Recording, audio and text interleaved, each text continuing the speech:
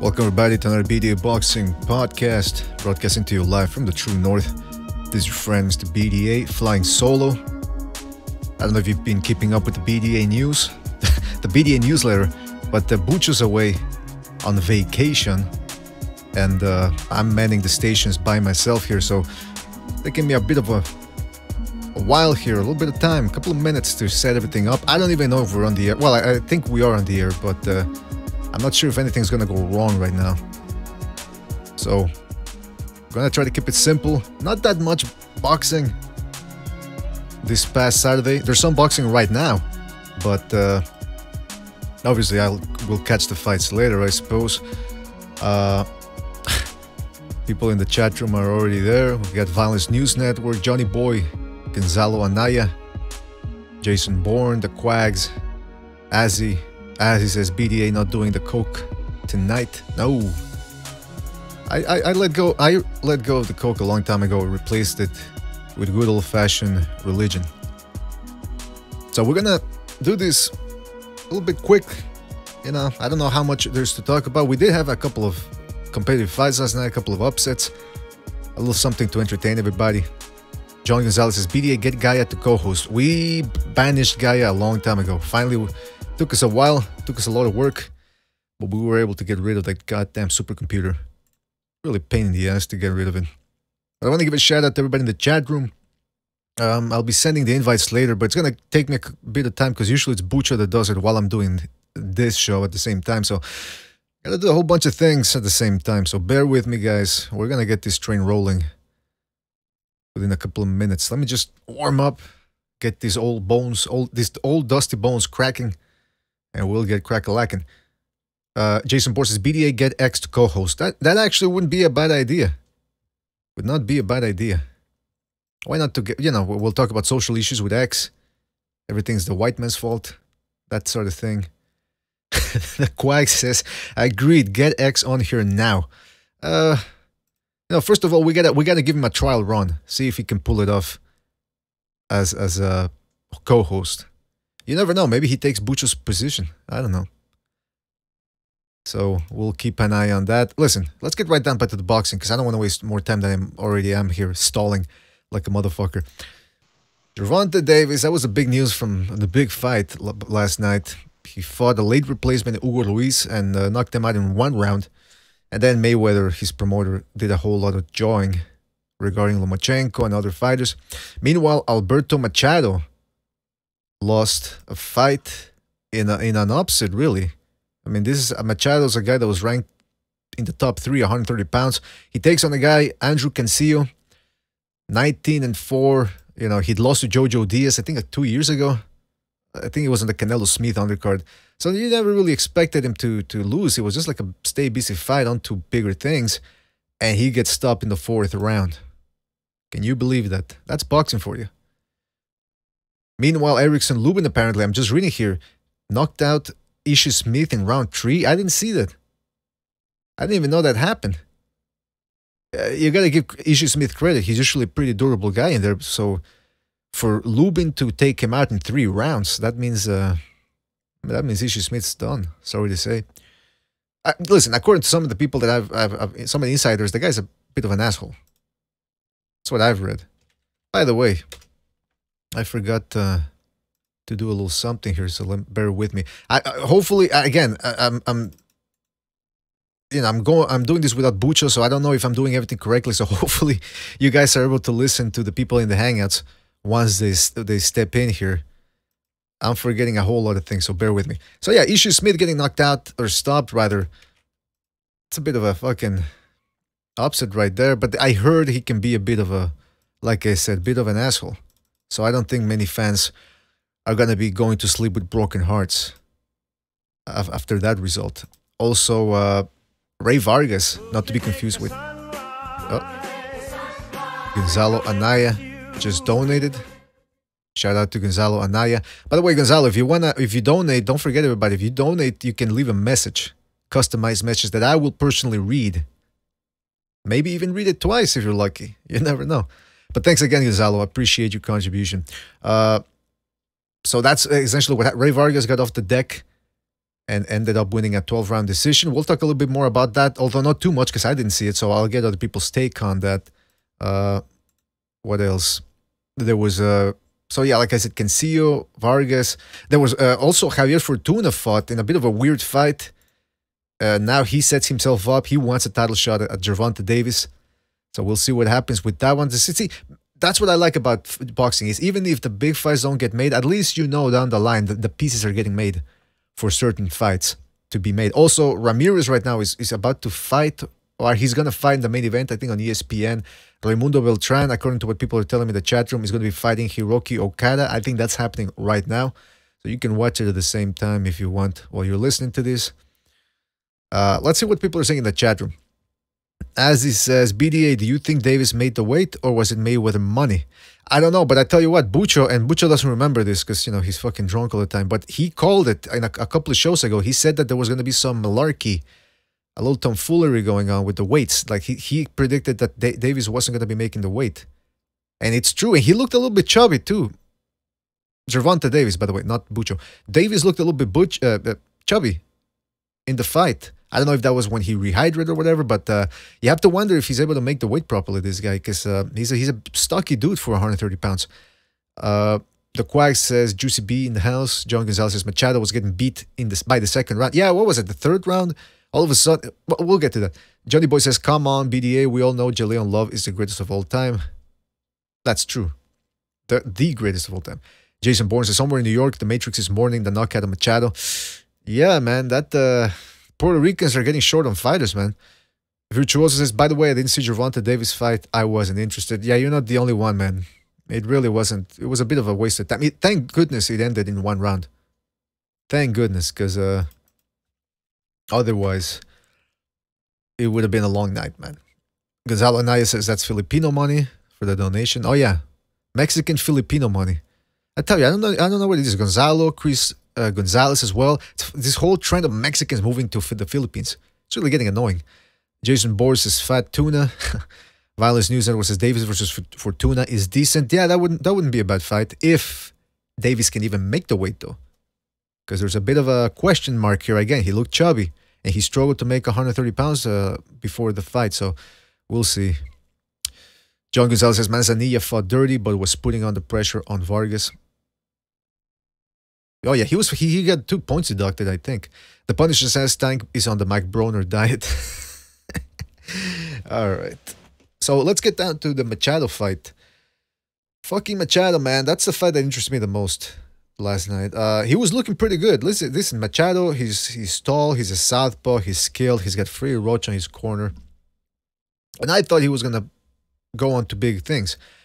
If you look at the 130-pound rankings, which I am about to put on the screen here in a couple of seconds, you see that it's not really that filled with big names. It's not full with big names, but it's got some pretty decent names. And the pieces, again, like I said, getting set last night. All right, let me put enough stalling. There it is. There is the pitch, as promised. So you can see now Machado was ranked number 4, no longer after this fight. He was beat by a non-top 10 guy. Nevertheless, a tough fighter. So you got Tevin Farmer, you got Gervonta Davis, you got Miguel Burchelt, Francisco Vargas, who might or might not be on the decline.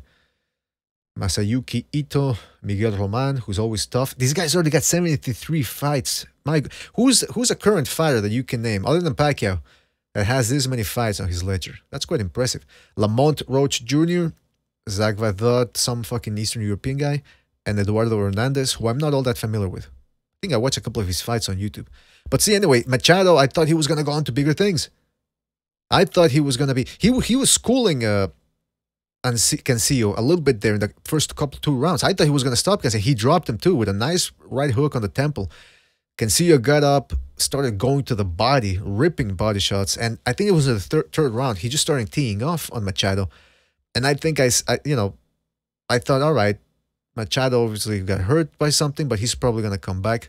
Nah, he never came back. In fact, he got dropped by a straight right to the body, followed by a couple of more hooks that dropped him again, and that was it, Johnny boy. Fight's over. And we got a new player in the division. Who knows how, like, for example, if Cancio fights a guy like Berchelt, we've already seen that Berchelt can outslug sluggers the way he did with Francisco Vargas. So I don't know if Cancio can compete or beat with... I mean, I'm pretty sure he can compete with Berchelt. The question is whether he can beat the guy. That's a whole other question. Cancio is already 30. So he's no spring chicken. Well, he's in his physical peak, I would assume. Meanwhile, you got Tevin Farmer, who's looking for big fights. He wants Gervonta Davis. Both guys have been jawing at each other in person and in social media. But right now, you got to consider Berchelt the #1 guy with Machado out of the picture. I don't consider Gervonta Davis the #1 guy. I would love to see Davis and Berchelt. Then again, I would love to see both of those guys fighting Lomachenko. But the chances of that happening, I don't know. Gonzalo says, did it look like he quit? I think he's referring to Machado. A little bit. He did get up on after the second knockdown. When I thought he wasn't gonna get up, but I don't know what happened in there. He said after the fight, he says, "Oh, I felt weak." Again, he's not really giving credit to Cancio, but you know, that happens sometimes. I was surprised, man. I thought Machado was a good. That's the type of shit that can happen in boxing. Theater of the unexpected, guys. They don't call it that for nothing. Shut your fucking mouth! Shut the fuck up, you cunt! Alright, so I see the soundboard is working there. You want me to come in? We start over again, Mike? Yeah, let's start over with that fucking... So Miguel Berchelt, alright, so that was good. So Tank Davis did his fucking... his thing. He won. Some people are criticizing him. Criticizing for what? I don't know. I mean, really, think about it. The fucking guy got his fight canceled at the last minute. What was he supposed to do? What was he supposed to do, I ask you? And now Mayweather's talking about Lomachenko. I know some people are going to get pissed off. Listen, Mayweather's doing what Mayweather has to do, which is downgrade Lomachenko in order to prop Gervonta Davis up. I will say this, however. Obviously, the PBC, they're not doing a good job promoting their superstars or their potential superstars. For example, Errol Spence, he wasted 2018. Lamont Pearson was a decent fight, but then Ocampo, not so much, and he didn't fight after that. Now you got Tank Davis, who's... This is the bad thing about layoffs and keeping your fighters inactive. He was supposed to fight... what's his name? Fucking... You know who was supposed to fight. My goodness gracious, I'm losing my mind here. He was supposed to fight... my goodness gracious, I can't believe I'm losing fucking names here. Anyway, you know who he was supposed to fight, right? And that fight never happened. Dropped out. And now he had to fight Hugo Ruiz. So think about it. He wasted 1 fucking year or a couple of, almost a year, not fighting. And then the fight falls through. That's why you're not supposed to be inactive, because then you set up a semi-decent fight and that falls.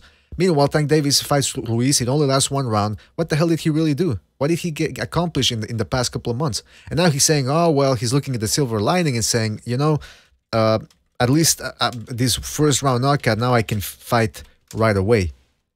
Yeah, but this is why fighters need to stay active. Because imagine the same thing happens to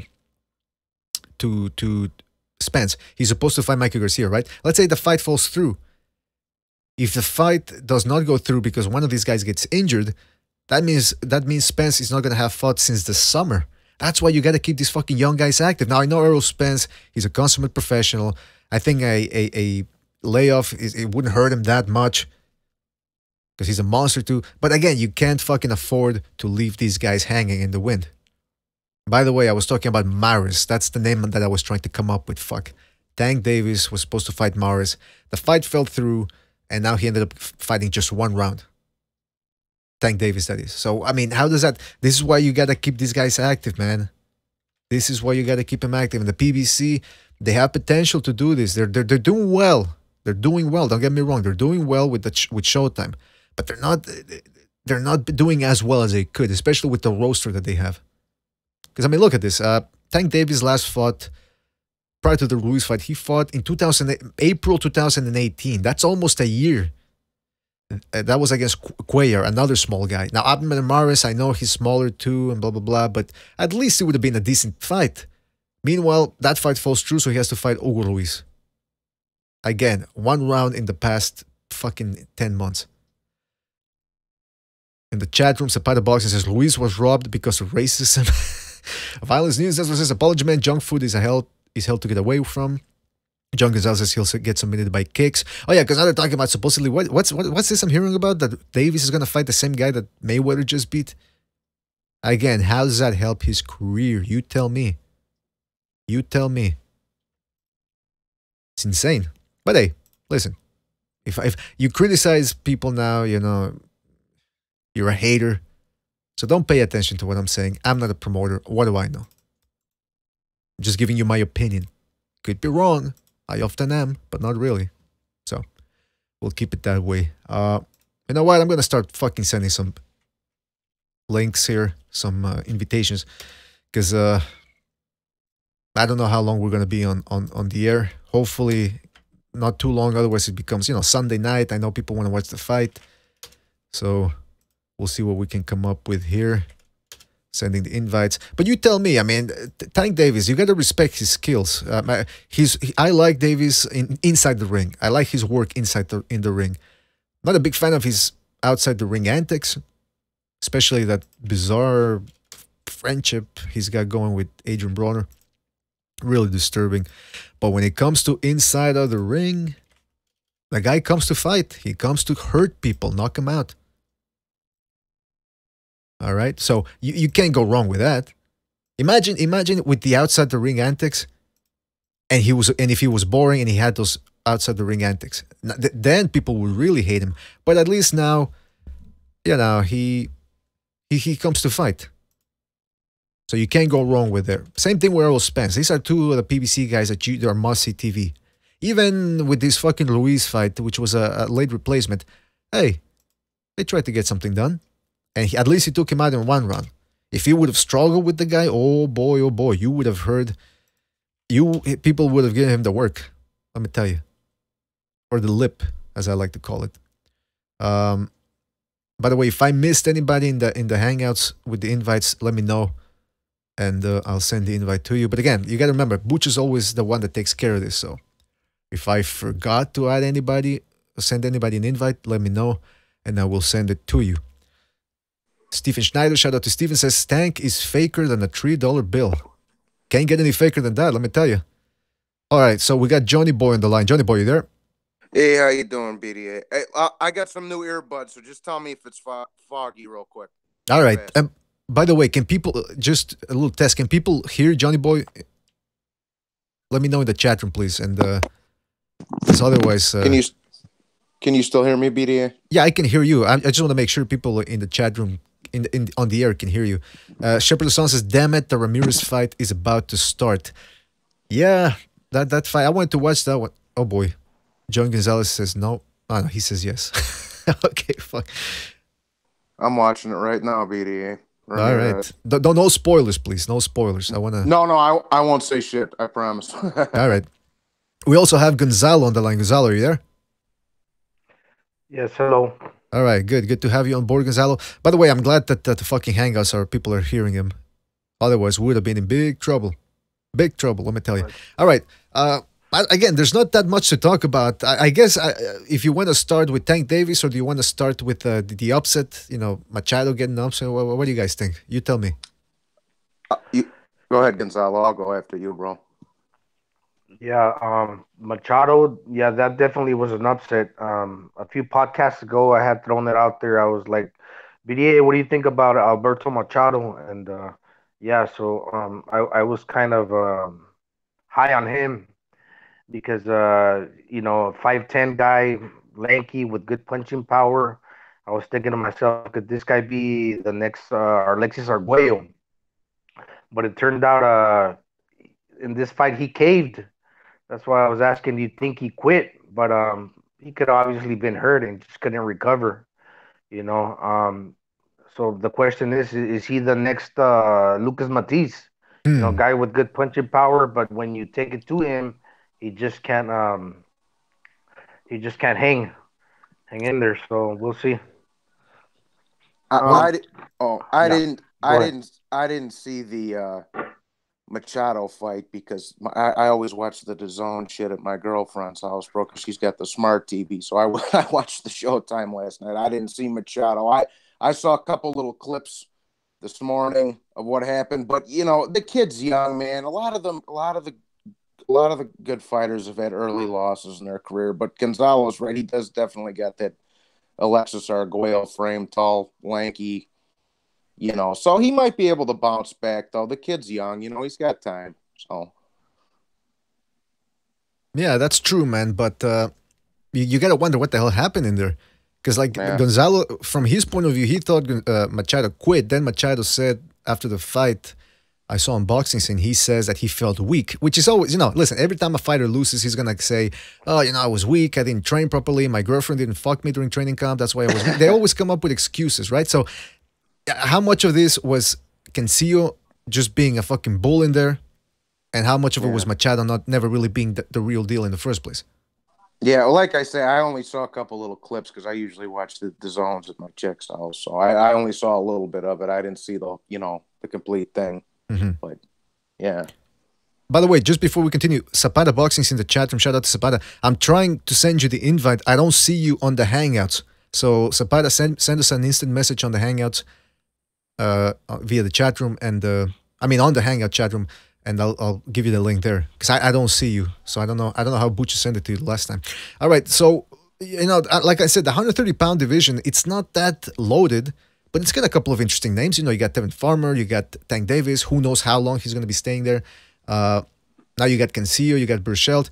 My question is this: I'm a big, not proponent of Burchelt, but I'm interested in the guy. I think he outslugged what's his name, Vargas, and then he outboxed Miura, so he can do a little bit of everything.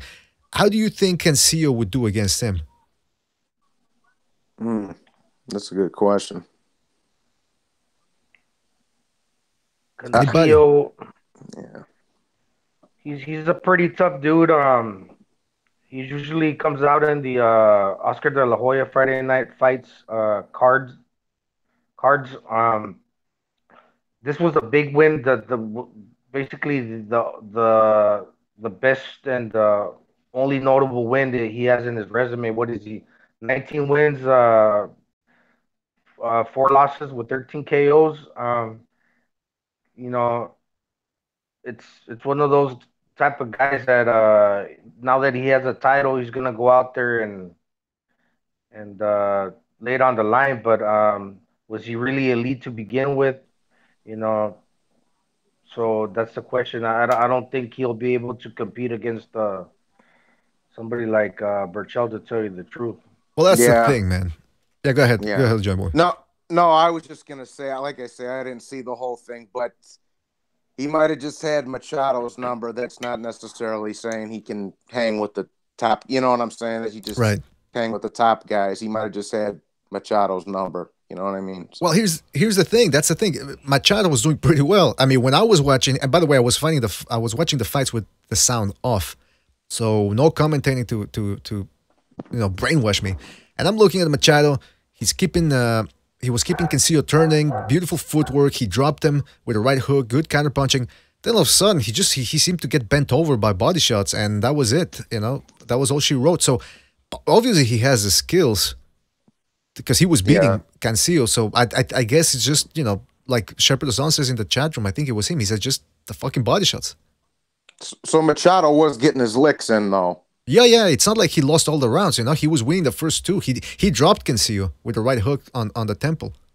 Yeah. Oh, did he really? Oh, okay. Yeah, yeah. Hey, real quick, BDA, just so everybody knows, and like I say, I'm not going to spoil anything, but that Beltran fight that was just on the Ramirez undercard, that had a lot of good action in there. In case anybody was wondering in the chat, that was a pretty damn good fight. All So right.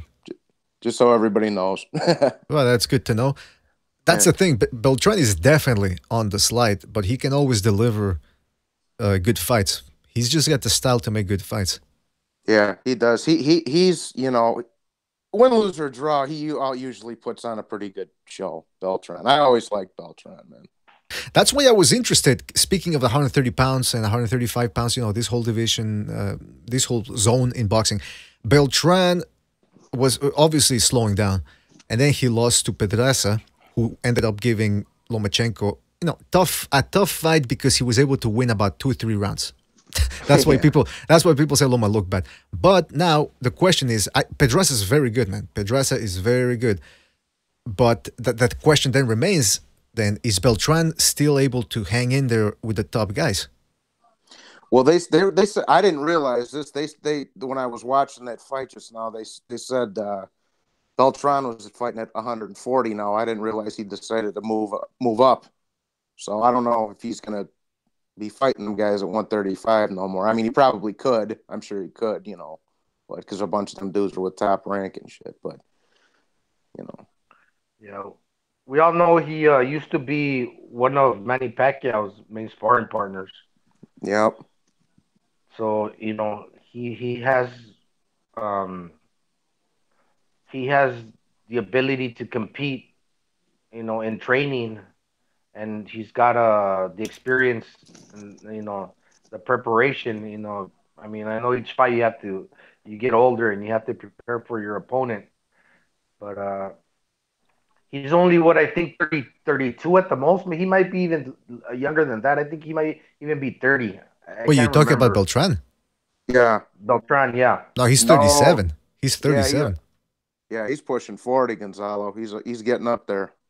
Oh, really? Yeah. Okay, my mistake. He's been around, man, and he's had a couple of wars himself. For example, what was his name? Paulos Moses. He was looking good in the first couple of rounds, but then lately he's been slowing down. Even Jonathan Maicelo, the Peruvian guy who's got quick hands, he was touching him up, and Beltran's power bailed him out when he knocked him out with a beautiful left hook. But he's definitely on the decline at 37. Yeah. Okay, yeah. I just seen an interview on YouTube when they asked him his age, but that interview must have been a few years ago. Then yeah, no way he's 30. No way he's 32. And if he moves up to 140, that's gonna be, I don't know. I mean, I don't know if that's gonna help him. Could end up hurting him. Yeah. So we got before, that.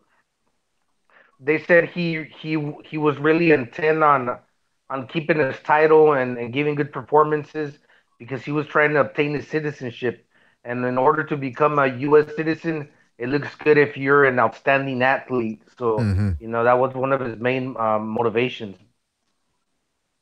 Yeah, that's what I read, that he's trying to become an outstanding athlete. But at 37, time is running out a little bit. A little bit. A little bit. But Carmine left, but he's not here anymore. No, he went across the street, but you know what? Talking about Tank Davis, I give him credit. Even though he fought a 126 pounder, which was tall, 5'9" and all, but a little bit light in the ass, who had been knocked out 3 times before. So I give him credit, but since it was just a late replacement. But here you go with Leonard Nostrils Ellerby talking about how Tank Davis is a superstar that is right behind Canelo Alvarez as far as popularity. And he said maybe there's one more guy in there. He couldn't remember that. That would probably be Anthony Joshua. But I'm not saying that he's not a popular guy. But as far as boxing, in order to be a superstar and a household name, I mean, you could have followers, but as far as being the goods, you have to put in the performances. He got a good performance. You have to have good names, and his resume is not that good in order for him to be, at the top, I believe, So they're trying to promote him and hype him a little more than, his actual boxing resume will lead us to believe. Yeah. Yeah. Listen, at least if he was fighting smaller guys, but that's- often. You know what I mean? If he was fighting smaller guys, but often, then at least he'd be active and he'd be out there. Listen, the longer you stay active or have like Yeah. 3-4 fights, your name is out there. For example, Yeah. Gennady Golovkin. Remember, he wasn't getting the big fights, but he was fighting 3-4 times a year. So people were like, "Oh, who's it?" And he was putting in good performances. So fucking Tank Davis has a similar style. You know, he's there to bang. He can knock guys out. He needs to stay active. Even if he's fighting smaller guys like Cuellar and Luis and Abner Maris, as long as he's knocking them out, he's staying out there. His profile is staying active, and people know who he is. This whole thing about fucking fighting once a year, it's not gonna work. And as far as BD, yeah, go ahead. yeah.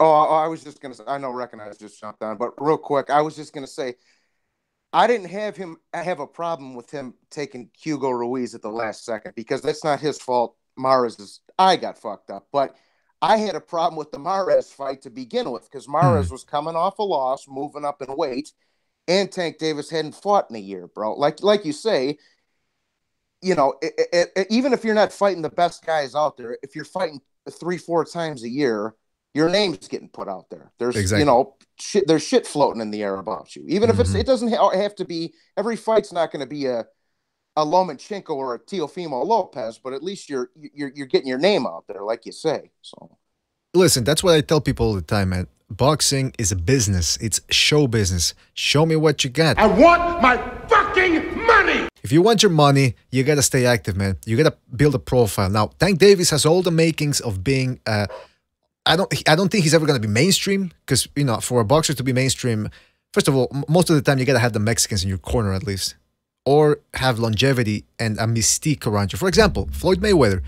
He didn't become mainstream overnight. He had to toil for 10 years under the shadow of Roy Jones, Felix Trinidad, Oscar de la Hoya, even Lennox Lewis, for Pete's sakes, and Evander Holyfield. Finally, he got all of those guys were gone, and he took on de la Hoya, and bam. And he was undefeated. So he had that mystique around him of you know, the mainstream audience were like, who's this guy who's undefeated and who's ultra fast? So that all coalesced into the package that he became. For Tank Davis, number one step, he has to keep winning. And if he's fighting once a year, it's not going to happen. Go ahead, Gonzalo. Yeah, sorry, BDA. The thing with that kind of, sorry, my dog's barking. The thing with that kind of makes me wonder what's going to happen in this generation, because you got Mayweather Promotions and Leonard Ellerby bringing this guy to the forefront and talking about we're going to put up good pre-show performances. You know, he's gonna go fight Tension in April. You know, this guy's special. He's very popular, so they're promoting him. They're putting him out there, and are the casuals gonna pick him up? You know, and are they doing such a good job and something different with Mayweather in the helm that people are just gonna buy into this? And is he going to become popular for that simple fact alone? That's it. That's what I want to say. Yeah, that's a good question. I mean, listen, at the very least, he can get that Adrian Bronner audience. You know, the you know what type of audience? You know, people who enjoy his antics, and he can get that. But he has to keep winning. He has to stay active, and more importantly, he has to look good doing it. By the way, before we continue, we got reverse. We recognize the Matrix on the line. My goodness. Don't get fooled when they tell you that the crime rate is down in New York. Every time I watch the local news, they're always talking about, well, there was a stabbing here, there was a stabbing there, there was a shooting there, but the crime is down. All right. Recognize you there. Yes, I am. How are you? Good to have you on board. As always appreciate you having you here. Did you end up catching the fights from last night? Yes, I did. All right. Well, okay. First of all, my condolences, Machado. You know, listen, we were all expecting big things from him. I certainly was. He passed the eye test. Tall fighter, very roach in his corner. You know, he's got those salsa moves. But he ended up getting fucking knocked out. What happened? I don't know. I mean, he just got beat up. I don't know. He looked kind of He looked kind of like he felt like he was gonna lose. Right. I almost got the feeling like he went into that ring thinking, "Oh shit, they put me in here with the wrong guy." I don't know. He said he was feeling sick. I don't really buy that too much. No. I think that, you know, could he have had a bad? Excuse me. Could he have had just a bad night? All right, sorry. Yeah. You know, it could have been just a bad night, but shit, he just fell apart, man. And he looked weak. You know, he just looked like a weak fighter, like he got exposed, and you know. But now here's the thing. I'm reading the chat, man. Well, what's going on now? Recognize the lost another Puerto Rican brother. Oh yeah. That's alive, the thing, man. He's alive. He just got knocked out. That's the thing. When we were in the chat room the other day, I think it was Wednesday's show, I think, or Tuesday. I wasn't there, but people in the chat room, were saying that you sell pool supplies out of your van, or that you sell all counterfeit. these racist remarks. All these racist remarks. All right, but listen, fucking. All right, with the whole Machado thing, I mean, first of all, is it me or does he look like he's a little bit too buff for a Mexican? If you know what I mean. You know what I mean, right? You know where I'm going with this? Yeah, I know where you're going with this. Because he didn't look that good before. He got stopped by Jojo Diaz, for Pete's sakes. Now all of a sudden he's beating Machado. I mean, I don't know. What do you think, Recognize? You know, yeah, he looked like he was in great shape, but I think it comes down to whatever Machado. I think it comes down to him. I think that he was, for whatever reason, he just didn't look confident to me. He looked like, you know, he was. It almost looked to me like he thought he was going to lose the fight, and that's exactly what happened. He lost. But that's the thing. You said that before too, but he was winning the first 2 rounds. In fact, he dropped Cancio in the first. So I mean, is it just a case of him eating a body shot? And you know, body shots are a pain in the ass. Sometimes you don't recover from them; they stay with you throughout the fight. So is it just a case of maybe he, you know, it was the body shots, plain and simple? That's why I think he was sort of exposed. Like he's what is he, 5'10"? Yeah, something like that. Yeah. I have to believe that there are times where he gets into fights and he doesn't feel 100% at his best. Not making excuses for him, but you know, being 5'10", dropping weight to 130. Maybe he's a naturally slim guy, like a skinny dude or whatever. But you know, you got to figure that 130 pounds, like Diego Corrales. Remember him? Remember Corrales when he was making a lot of noise at 130, he was knocking things out. Even him, he started talking about like, look, I just want to fight at 135 now. I can't do this anymore. And I think he was just as tall, or if not taller than Machado. So, you know, that could have been it. But damn, man, he couldn't handle the body shots, bro. No, yeah, tells me he's weak there. And maybe maybe he needs to move up in weight. Maybe he'll get stronger. I don't know. Yeah, this fucking Ramirez card should have been on last night. And the Tank Davis shit should have been on today, because this card's been way better than that one was. Way better. Oh shit! I almost forgot Ramirez's fight today. Recognize, bro. The Beltran fight was a damn good one, and this one's been a damn good one. This shit should have been on last night. Not that Fugazi, let me suck Floyd Mayweather off fest we had last night. Yo, what's up with Mayweather and those fucking red boots, man? Like he's really. That's why I said he had the Nancy Sinatra thing going on over here, bro. So he had the Nancy Sinatra edition. Yeah, he needs to. Him and the Charlos need to start dressing like normal people, man, because they're starting to creep me out. Yeah, but not even the Charlo. That whole red thing, it's like a symbolism to him now. Don't you notice in public? Now, listen, Mayweather got money. I know that, okay? Right. But I almost feel like he's one of those dudes that they got a nice outfit and they always wear it every time they go out. Well, supposedly and that's what he's doing. He's wearing this fucking these red boots that go up to his knee. Right. It's the same ones too. It's the same ones. And maybe he has like different pairs. I don't know. I would assume he does. Supposedly the fucking guy, that was from an article, that supposedly he doesn't wear the same pair of shoes. I mean, he only wears one pair of shoes a day. So he'll buy a pair, he'll use them once, and that he'll throw them out.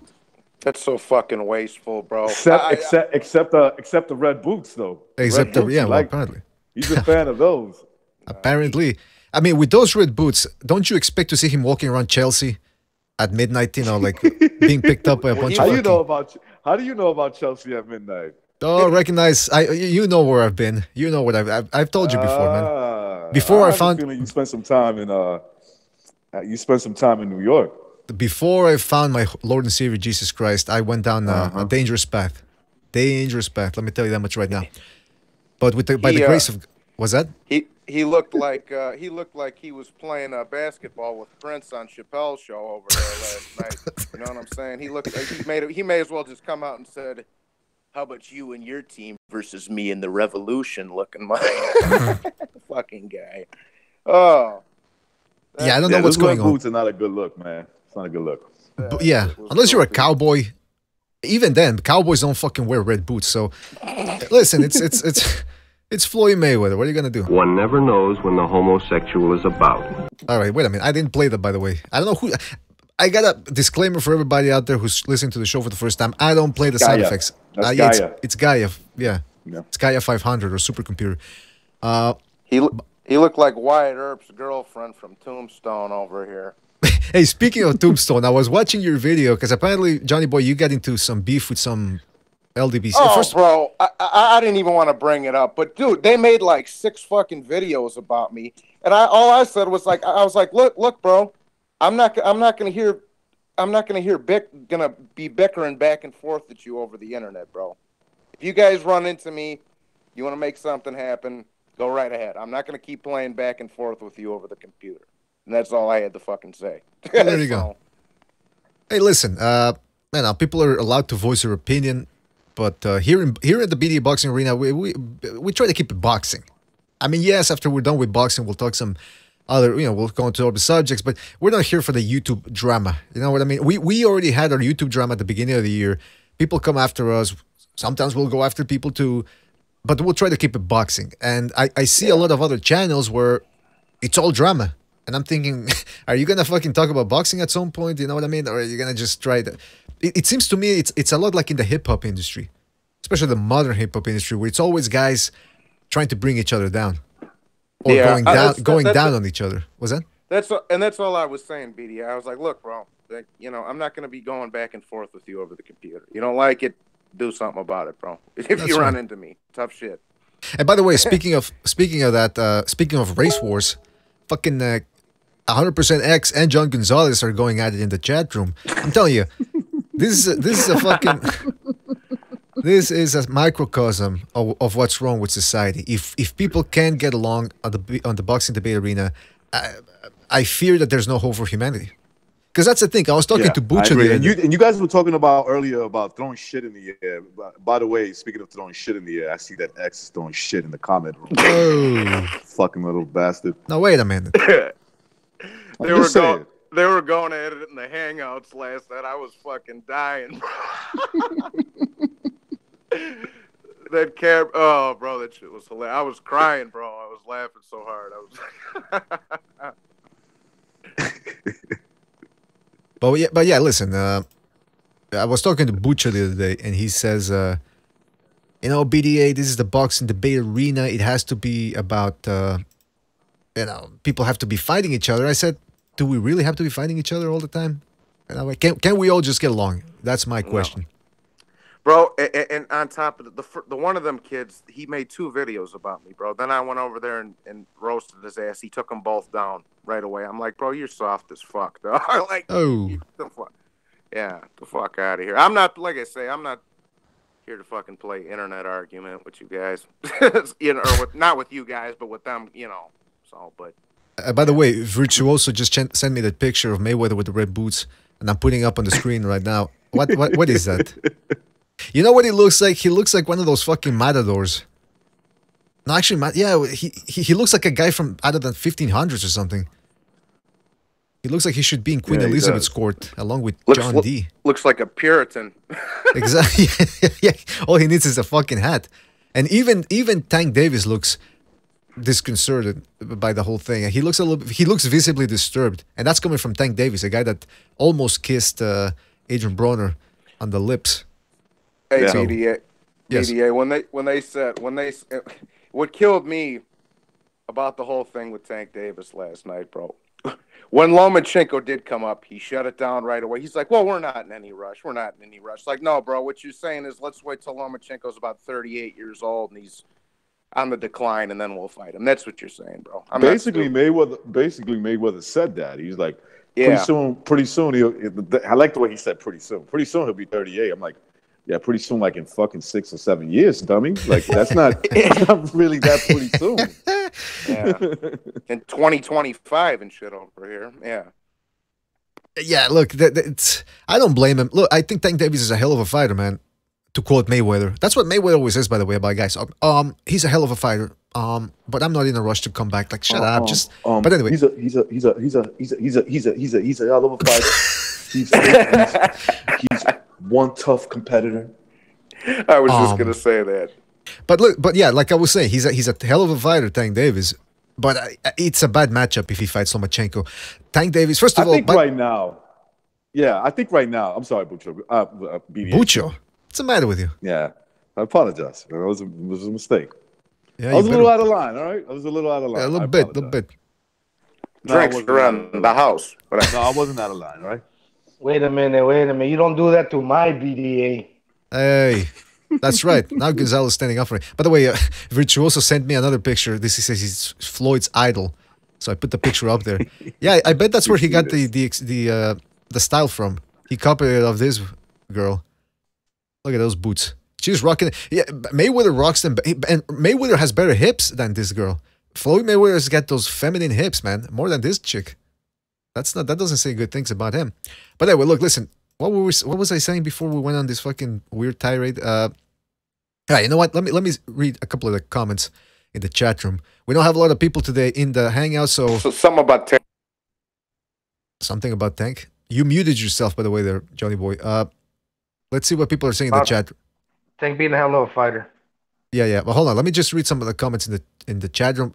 Zapata Boxing says, "I will curb stomp someone with those boots." My goodness, yeah, those are curb stomping boots, man. Kachnello, give me my fight. Shout out to Kachnello, says that's Mayweather ghetto math. I think they're talking about the negotiations. John Gonzalez says boots were taken from Orlando Cruz's closet. Hey, that's a good one. Cameron Gillon says Floyd left his shoes at his mansion, so he had to borrow his daughter's boots. Campos Vasquez says Floyd wearing ice fishing boots. Yeah, he looks like fireman's boot. Like he looks like he's about to break into a burning building and rescue somebody. Box 88 says embarrassed to wear those fucking red ass boots. He should be, man. He should be. Box 88 says funny when Floyd says Lomachenko is 11 years older. Punisher says BDA, can you ask Recognize for the link to his elevator upskirt site? The Quag said it's called Recognize the Snatch. Where these people come up with this shit, man? Yo, everybody's coming at me in the fucking chat room, man. What the fuck? Recognize. There was a rumor a long time ago that Mayweather and Leonard Ellerbe have kind of a weird relationship. Yeah. That Leonard Ellerbe was supposedly really in love with Mayweather. Yeah, I believe it. I mean, he did take a hell of a beating from Jay Prince and his goons for Mayweather, man. That's right. Yeah. Well, I heard the story. I don't remember that. What happened there? I don't remember that shit. Well, no, this was in Philadelphia, right? So there was like a gym out in Philly. I believe it was in Philadelphia. And sorry about that. I fucking muted myself. So there was a gym out in Philly, I believe it was. And apparently, I believe this was the time Mayweather wanted to leave Jay Prince, but you know how it is with people like that. It's not that easy. You gotta cough up money that they potentially think that they would have made with you, right? Mm-hmm. So in other words, they charge you interest. So I guess Mayweather didn't want to pay that or whatever. So he sent him a little message, just a little message. Son. Yeah, a little message like, listen, son, I know who your father was, I know, but this is now. I got goons from every city. that's why I say, you know, I don't have no beef with Jay Prince. If you ever heard that video back in the days that I made, that was just me playing games. You know, I don't want to get fucked up. And and anyway, he sent some guys over there to the gym. Leonard Ellaby was there, and he got beat down. This happened like in 2003. I want to say. So I was young. I was like 12. Yeah, so bro. Yeah, this was like 03. Now the funny thing was, you know, I didn't know who Leonard Ellaby was or anything like that. So, I live in New York. Philadelphia's not that far, and I actually know Bernard Hopkins and people who know him. Like I don't know Bernard like we chill together, but I know, you know, like I've met him before, and some of the guys that hang out with him were actually talking about that shit that happened. And Bernard Hopkins goes on some internet podcast or an internet guy that does interviews and posts the interviews, and there's Bernard Hopkins talking about the same thing that happened. You know, that, you know, he had a bunch of guys go over there, Jay Prince, allegedly, and he sent some goons, I guess, maybe people he knew from Philadelphia, and they beat the shit out of Leonard Ellaby in the gym. And it was and like a couple of other people that were there too. They beat their ass real bad. And they're like, tell Mayweather to cough that up. Yeah. Apparently, fucking Bob Arum, because again, like Recognize said, nobody really has told the full story. It's all like bits and pieces that you hear about. Supposedly, according to Bob Arum, who was managing Mayweather at the time, he said that Mayweather came up to him and says, "Listen, this guy's asking me for money." He in other words, like a street version of a severance package, if you want to put it that way. And exactly. apparently Mayweather went to see Bob Arum and said, "Listen, he wants to pay. He wants me to pay him." And Arum said, "All right, I'll cut him a, what do you call it? A check, like a certified check or something." He told Bob Arum, "I fear for me and my family's life." Right, and supposedly which would make sense. Yeah, because who was it that was on? Somebody was on the podcast a couple of months ago, almost a year ago, I think. He was telling us his stories about James Prince down in Texas. I think it's Texas, right? I think he's from Texas. Yeah, he's from Texas. Yeah, he's from down and south. You know something, BDA? Let me just throw this in there. So I knew a kid from Texas. I knew this dude from Texas, right? And we were having a conversation about Jay Prince. We were just like, you know, talking about music and all that, and then it led to Jay Prince. And one of the guys I was with was like, he said, allegedly, you know, this guy Jay Prince was like a big time drug dealer in Texas, and he has like, and the guy says he's from Texas. He goes, "There's nothing alleged about that." Just straight up. He's like, straight up. Nothing to say. He's like, "Yo, there's nothing alleged about that, man." Yeah, bro. They cats from down there have told me, bro. He's like the fucking Suge Knight of Texas, bro. He's like the right. So like, even Suge Knight had to be careful with a dude like that. Right. Right. Yeah, he's like he obviously he's not the biggest man in the world, so he must be doing something. He must, you know, obviously he must be well connected. Just put it that way. Well, I mean, I just meant he's got goons and, you know, and this and that and the third and all that kind of bullshit. But supposedly the story was that Mayweather went up to Bob Arum and said, "Listen, this guy wants a check," and he said, "Well, I'll call him a credit line." I think that's what Bob Arum said. "I'll cut him a credit line." I'll call him like a line of credit. Yeah. He says, I'll cut him a line of credit. And apparently Mayweather said, "Prince don't take no line of credit." As if to say, this guy's from the fucking... Like, in other words, he wants liquid. He wants liquid cash, not no, you know. Yeah. So essentially, this guy Jay Prince, apparently he's legit as a guy you don't fuck with. So for May, and by the way, he also manages Andrew Ward, who calls himself the son of God. So go figure. Well, I mean, and if you think about it, he probably is the son of God. Yeah, with fucking Jay Prince in his corner, absolutely. He can call himself Allah. He can call himself Muhammad. Nobody's gonna go after him. Yeah, bro. This Ramirez and Beltran card should have been the one on last night. Fuck that Tank Davis card. Oh, yeah. Both of these, like I say, I'm not spoiling nothing, BDA. I ain't gonna say shit, but both of these fights were damn good fights. Don't say nothing. Keep your mouth shut. Sorry, no, I ain't saying nothing. I ain't gonna say nothing. No, I'm doing that. You remember the line from The Sopranos where fucking guy gets hit with a pipe at the construction site, and the Oh, fucking yeah. and Vito goes, What do you, "Don't say Ralph Bunche? nothing. Keep your mouth shut." The guy's bleeding. Guy's laying on the floor bleeding. He goes, "Don't say nothing. Don't say a word." Like, he can't hear you, man. The guy's fucking concussed. What are you And by the way, talking about? I seen a couple of black guys running that way. Yes. What are you talking about? And by the way, Gonzalo, what have you heard Yeah. about? What have you heard about Jay Spence? I mean, you're a boxing fan. Have you heard the same stories we've heard?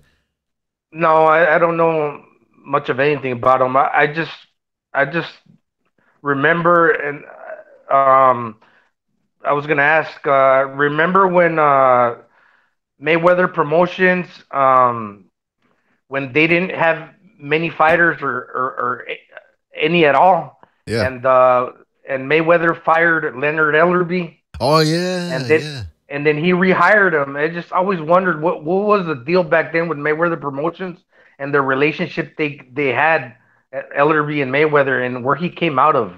That's true. They had a falling out, and by the way, Yeah. during that falling out, Floyd Mayweather Sr., like, I guess he felt he had carte blanche to say whatever the fuck he wanted about Ellerby now that he was gone, and he said that Ellerby, yeah. and I quote, he said Ellerby is a homosexual. That's what he said straight up. He said, Yeah, yeah, yeah. Wait, I didn't hear this. Yeah, he said that. I have the fucking. I can't find the magazine now, but I have the.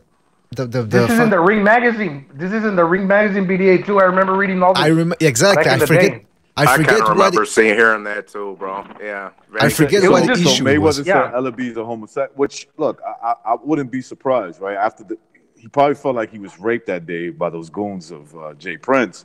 He probably, turned them out a little bit. He's probably It's just funny how he always wears his sunglasses. You can never tell really what he's thinking. Oh, I can tell you what that's he's a good thinking. thing, Gonzalo. That's a good observation. Like, there's something weird about dudes wearing fucking dark sunglasses at night. Yeah, like they're in the Matrix or something. I like wearing sunglasses, but I put them on during the day. I put on top of my head during, at night. There's no need for me to have them over my fucking face. Exactly. And by the way, the version of the story that I had heard or read rather about Ellerby, because again, there's variation. Supposedly, they turned up to the gym and Mayweather wasn't there. Then there's other versions where they have Mayweather at the gym, but he locked himself in the bathroom. And then there's there's the version.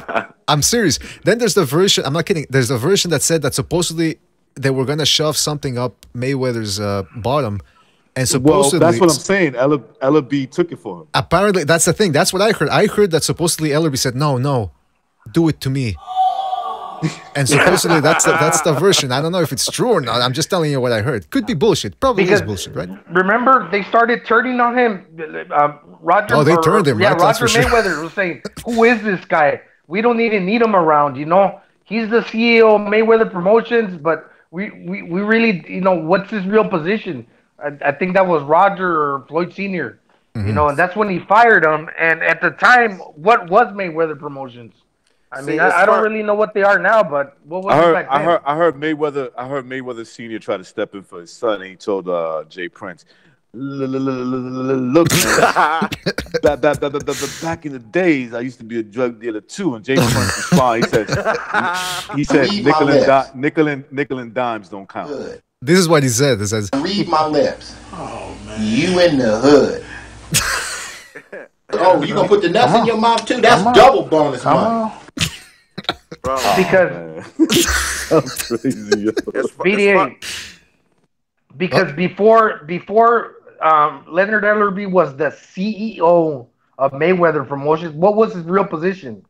listen, first of all, Gonzalo, you got to keep in mind, I know guys who make $10,000, their companies make $10,000 a year and they call themselves CEO, CFO. Wow, I'm impressed. I mean, who the fuck knows? For all we know, the Mayweather Promotions, it could be a front. So CEO of what? What the fuck's he doing? You know what I mean? yeah.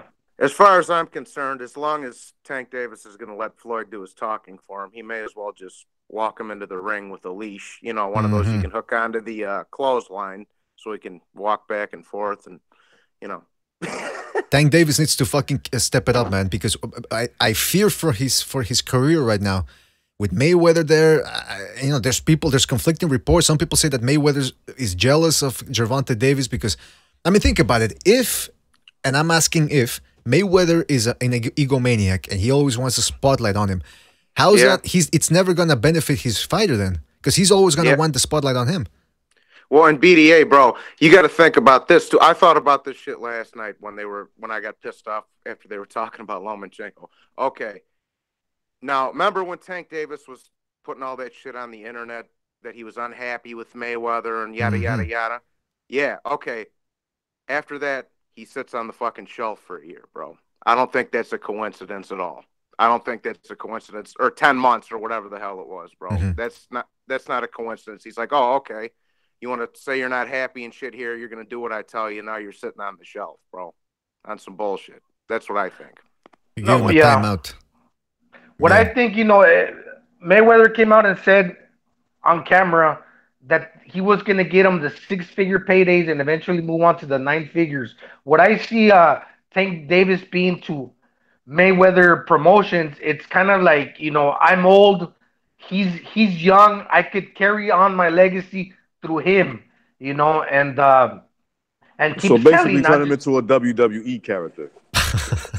Kind of like, let's say Julio Cesar Chavez had a son, and he was going to continue selling through his son, but his son in the end wasn't really, he wasn't really as good. But now, for example, Mayweather has Tank, and Tank is a good fighter, so they plan on continuing to keep the gravy train rolling with him. Because they already have the popularity being Mayweather.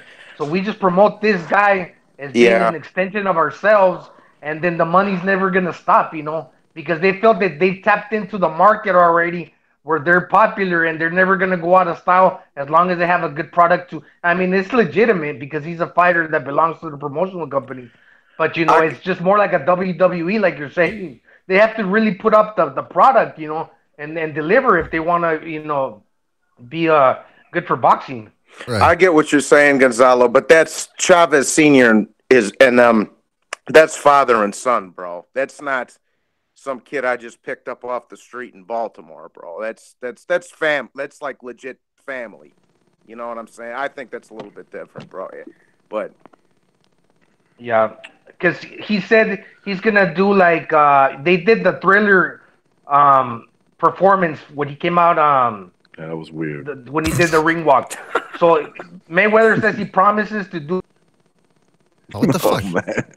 What are you doing, Gonzalo? You leave us hanging in the middle of your story. That's I tell you, that's I don't respect the podcast. The podcast gods got rid of him. Well, wait a minute. What are you talking about? I don't know. I'm just saying. There you go. He's back. All right. So what were you saying, Gonzalo? Yeah. So basically, who was it? Recognize or Johnny? It's like WWE. Yeah, they're selling you a show. Recognize Johnny. Yeah, Recognize or Johnny. Yeah, somebody said WWE. Yeah, basically they're selling you a show. They're selling you a product, but this is boxing. Yeah, he's got knockout power and he delivered. But he fought a 126 pounder. He needs to at least fight 130 pounders, and like you said, BDA, at least 2-3 times a year. Because also, what promises that this guy that could barely make weight, which he didn't when he first got on the scale, he's only 23. When he comes more into like his manhood strength, that he can make 130 pounds or even 135. Who guarantees you that when he's 25, 27, that he's gonna be able to make 130 pounds? No, he's probably gonna struggle to make that, and he's gonna have to be fighting at lightweight. And when he's fighting at lightweight, is his power really going to give him the advantages to give these highlight reel knockouts? They're putting them against lighter guys now. Good point. Good point. Yeah. Bucho was talking to me on one of my videos the other day. He's like, yeah, bro. The thing with we were talking about this a little bit too. He's like, yeah, the thing with the PBC is they got so much talent over there. They just don't fight enough, bro. You can't, people don't, if you fight once a year and dropping out of the sky once every fucking 11 months, bro, nobody cares, Calogero. But Logical. It's like that Dogbo kid. Look, that Dogbo kid is really muscular, but he's really short. Do you guys honestly give him a chance against Navarrete? Well, I'm using that as an example.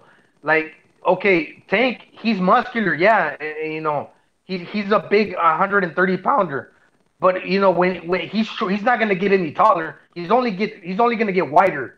So when he gets older, he's gonna be fighting much bigger guys in height and in girth, you know, compared to 126-pound Ruiz.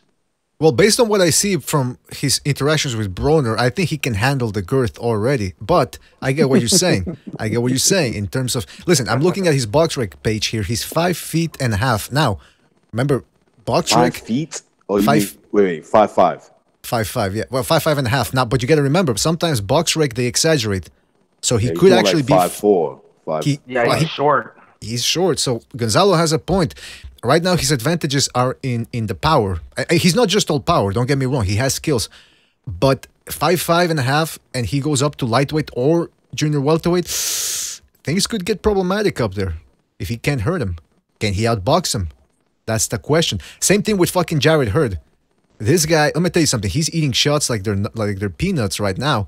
But if he's at light heavyweight, where he's supposed to be fighting, I don't know if he can handle shots from Gvozdyk, Bivol, Beterbiev. You know what I mean? So it's the same thing with Tank Davis. It's a good point. If he moves up, he should be more... By the way, is it me or did he look chubby last night? Who? Tank Davis. No, he was chubby. Tank. Yeah, no, he was... Well, he walked into... Well, they said that his fight night weigh-in was 142. Oh. It was. Yeah, so... Yeah, he walked in he's a putting pound on overweight.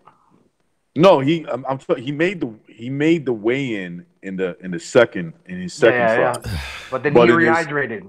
He rehydrated to 142, I believe, and so that's 12. That's fucking 12 pounds. So he's more than likely gonna. I agree with Gonzalo as he gets older, because right now he's only 23, so he's not really. He hasn't really reached his his total man strength, his prime man strength yet. So, that means he's going to get bigger. And he's not, and I don't mean in height. He's going to get more. He's going to get more fatter. Is what's going to happen. Yeah, that's basically it. I mean, Fat Davis. Yeah, Gervonta Fat Davis. Gervonta Fat Boy. That's why I call him minivan, bro. Gervonta minivan. You know what it is? You know what's a good test for him? I would put him in there with Fortuna. Yeah, well, they're talking about that. Fortuna was talking about it, but apparently, all right. Can anybody confirm is that Davies really going to be fighting that Japanese dude that Mayweather just fought, or is that a joke? I hope it's a joke, BDA. I think they're real. I think they're serious. No. It's not going to happen. I'm not going to let it happen. I'm going to do something about it. What do you think about that? Well, do something about it. I am going to do something about it. Show us your colors, essay. Hey, ole, La Familia Holmes. But what was I going to say? Oh, yeah, you're trying to bait me, huh? Like with fucking Miklo, like, why did you do something? You're always talking. Yeah, I'm going to step up. Miklo, you took my leg. Bro, that's what the Mexicans used to call me when I was running around with them. When I was younger, they used to call me milkweed and shit. Milkweed or güero. I swear to God, I swear to God, from Blood and Blood Out, you talking about? Yeah, Right.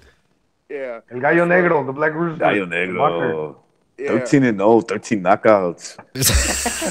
Oh, was he 13-0? Yeah. Don't ever use my fucking record to get me out of this truck. Yeah. Whatever the fuck you said. Oh, yeah, whatever. You get him like your left hook. The cop tells him. I got the muscle to pull this off. You got the muscle to jerk yourself off. I love that line. Give me some chon. Give me some chon.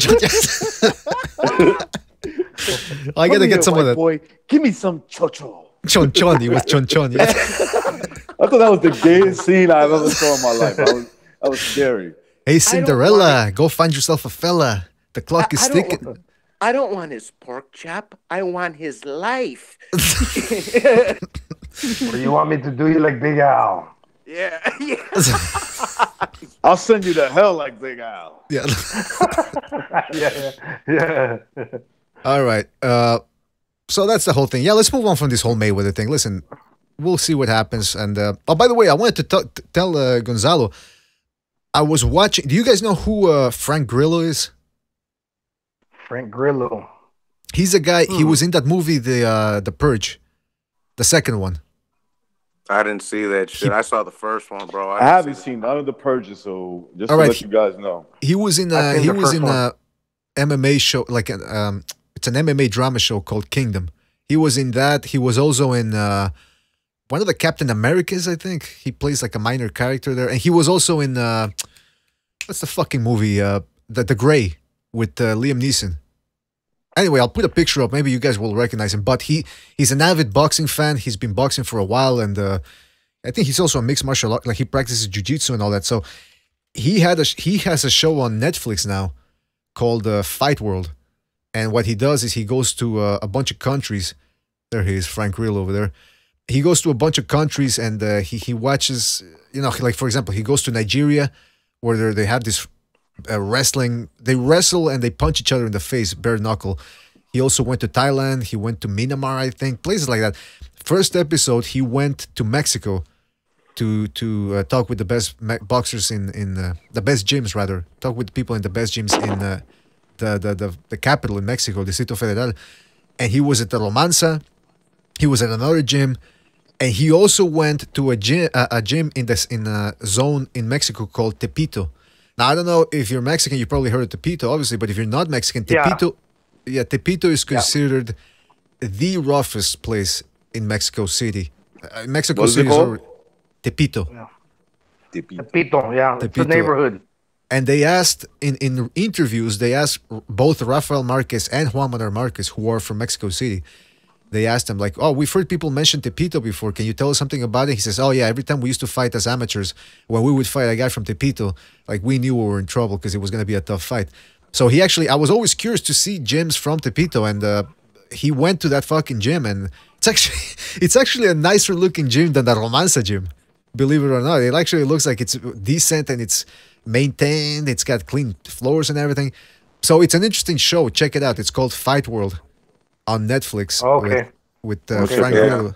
Definitely. I kind of recognize him from seeing some MMA shit before. Now that you showed his picture up there, BDA.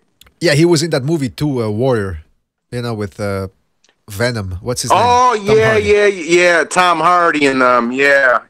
That was actually a pretty good movie, to be honest with you. Yeah, it was. Movie. Was that? That MMA movie Warrior with Tom Hardy. That Tom Hardy Jesus, dude. man, I haven't seen no movies. I'm a loser. Wait a minute, don't you have like 500 channels? I do. I'm telling you, BDA. And it's like, I don't watch shit. I just go on the internet and talk shit with you guys. That's it. No, that's all I use it you're for. unbelievable. No, this movie's you're like 10 years unfucking old. believable. I am unbelievable. Let's go again. Come on. You're a nice guy. You're a nice guy. But I don't fucking cut it when you're bullshitting and fucking around like this. All right. No, I'm not a nice guy. Don't talk to me that way. I'll kill you. Sorry. Yeah, I don't know who that is. You ain't missing shit anyways, Rick. Now, everything that comes out, every movie that comes out now is either a fucking alien, zombie, or a fucking superhero. So you ain't missing shit anyway. The last one I watched was one of them spooky movies with my girlfriend, bro. You ain't missing nothing. You ain't missing nothing, bro. Yeah, it's all most of it is trash, man. I tell you what though, you look at there's a couple of gems in there. You just gotta know where to look. You know Well, what I mean? now I appreciate the movies from the 80s and 90s and shit even more, bro. Oh, yeah, because now it's just straight hot garbage, bro. Actually, you know what? I saw a good movie a couple of months ago called Green Room. It's like a suspense movie. I can't even tell you what it's about really without spoiling it, but it's an intense movie. It's like, you know, usually you watch movies and you go, oh, I know this is a bullshit movie. Like, I know it's a movie. It doesn't keep you interested. This one, it keeps you on the edge of your seat. So it's a good, check it out, Green Room. Yeah, I have to check that out. Did y'all ever see that Mel Gibson movie, Edge of Darkness, before, where he was the detective and his daughter gets shot? And that was pretty good, bro. That was a good movie. I seen that shit on the other day. I was like, whoa, because that shit came out when I was like a senior in high school. I was like, whoa, bro, I haven't seen this movie in Wait a minute, how old are you, man? I'm 20. I'm about to be 27. Gee, wait Oh, a you're minute, young, Johnny boy. Damn. but didn't that movie come out a couple of years ago? Not Just that you look old. I'm just saying that maybe the way you talk, you sound older. But wait a minute. I don't like to be cocky or none of that shit, but people tell me I know my shit for my age, like even with the boxing and the movies and all that shit. Like, Wait a minute. You know what's my favorite movie of all time? What's that? I'm probably gonna see it again. American have Me? You guys seen Christine. Christine. Oh, that's a good movie. Yeah, John Carpenter. Yeah. Sure. Yeah, I Yeah, used to bang a chick named Christine. I thought you were talking Oh, about that. Limit Fury. Man, I love that movie. Yeah. I love that movie too, man. Christine, just because it's John Carpenter. I love almost all John Carpenter movies. But yeah, Christine, that's a fucking good movie. It's got some good lines too. I love how I love how the guy that gets pulled, you know, it's got what's his name? Heffernan? What's his name? The guy's name who buys a car? Afterman. The nerd. I can't remember. The nerd with the glasses. And he gets bullied. He's getting bullied in the movie by this guy in shop class. The fucking guy that's bullying him looks like he's a convict. He looks like he's 30 years old. He's got fucking muscles and fucking tattoos. Like, all right, come on. I've never seen a guy like that in high school before. I don't know what type of fucking high school.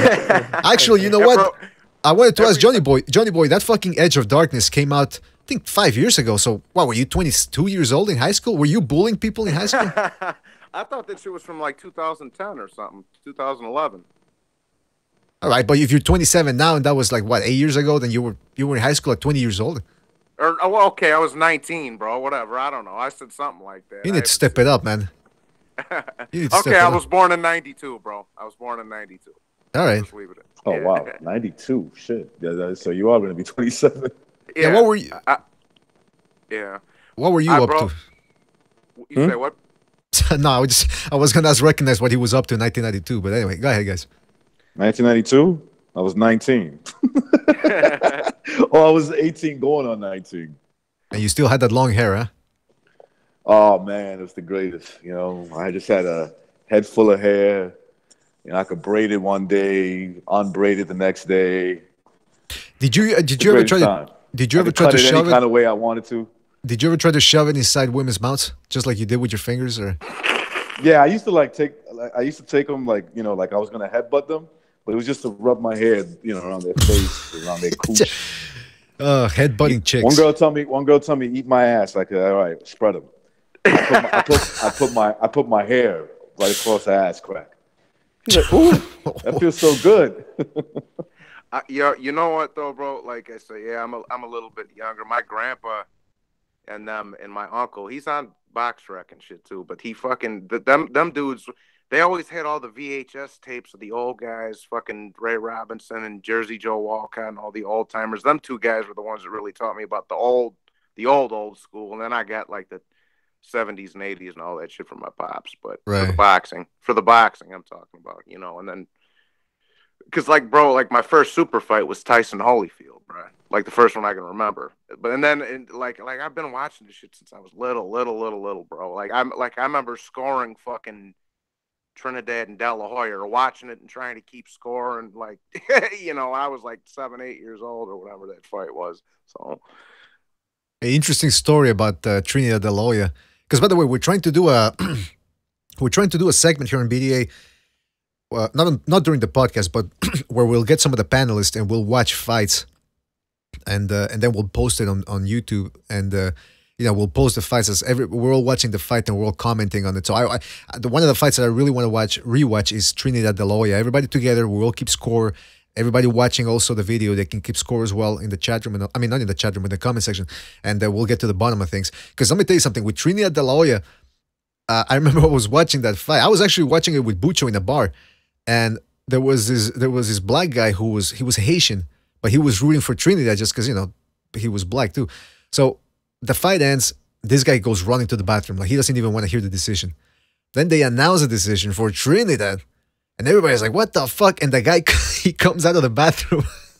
I don't think he even watched, because judging by the time he went in and he came out, I don't think he even washed his hands. He came out, I think he actually, I didn't look down, but I think his cock might have been out or something too. He just came out and he was like, yeah, Trinidad, yeah. And it's like, fuck, man. But watching that. I told you. But watching that fight, it's interesting how sometimes because I thought, man, De La Hoya got robbed. This is bullshit. Then I rewatched the fight, and I'm thinking, he did fuck up those last 4 rounds. And if you give Trinidad 2 other rounds before that, maybe even 3, you know, you could give the fucking Trinidad the fight. So it's interesting how sometimes you can watch a fight live and say, oh, that was a bullshit decision. And then afterwards you rewatch and you go, you know what? I think I can see the other side of it. What do you guys think? I remember, dude, bro. I can see. I got a bunch of. I remember. See, I was little, bro. I was like 7 or 8, like I say, and fucking. I remember my pops and them had a big old fight party. They were all playing cards, and I got a bunch of Puerto Rican cousins, bro. So they were all rooting for Trinidad to rip De La Hoya's fucking head off, and even they were like, nah, bro, De La Hoya won that shit, bro.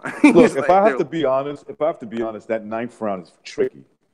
Because if you look at the 9th round, De La Hoya starts off tagging up Trinidad like in the first minute.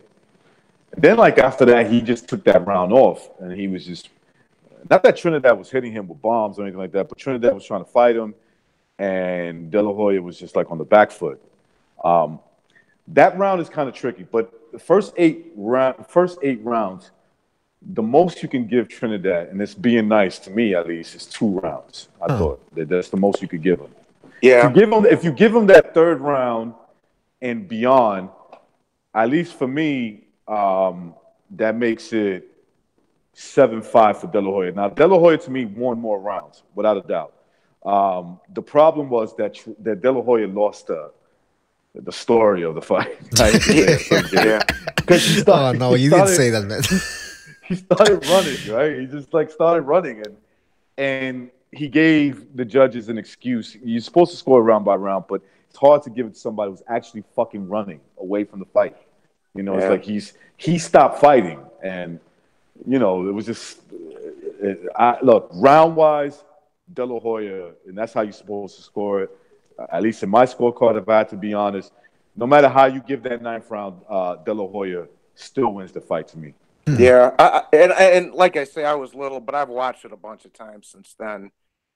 Obviously, but I wouldn't be saying this shit. But I thought De La Hoya pulled that off. Even given Trinidad the last couple rounds, I thought he edged it out. And like I say, even when I was little, I wanted Trinidad to win, bro. So, but yeah, I don't understand why he ran. Because he was literally running. He was moving and he wasn't punching in the last 3-4 rounds. Because my thinking is this: if he gets tired, all right, but he's still moving a lot. So was it his arms were tired and he still had the legs to keep moving? I mean, what the fuck happened there? I feel that maybe he thought that since Trinidad had been losing the majority of the fight to begin with, that Trinidad was eventually closing in the distance and timing him to try and take him out of there, or get him with a good shot to kind of even out the match. But at that point, he probably needed a knockout. So he was just kind of wary of that because he goes, this guy's coming in with intentions because he knows he's losing. They were like, "Oh, this is the fight of the century. This is the fight millennium. of shit." The fight of the millennium. I remember that shit. The millennium. It was the fight of the millennium, not just the century, man. That's right. That's right. I totally forgot. I got that one. I got 2 of the Gotti Ward fights. I got 1 of the Barrera Morales fights, and I think I got De La Hoya, Shane Mosley. They're all on VHS. My mom's. Yeah, bro. Let me tell you something, man. Johnny, I used to collect videos. I mean, I'm not bullshitting you. I had thousands of even on USA Boxing when it used to be on. What is it? It's TNT now, but TNT USA, whatever. It was USA Network, yeah. Yeah, so I had Fernando Vargas when he first came out. I had a bunch of Winky Wright fights, Roy Jones, Trinidad, De La Hoya. I mean, you name them. I had a whole bunch. Bro, I lost. I didn't lose them. Somebody did something really vindictive to me, but. Wait. Was it a woman? Well, hold on, recognize. Go ahead. Was it a woman? Oh, of course it was. No.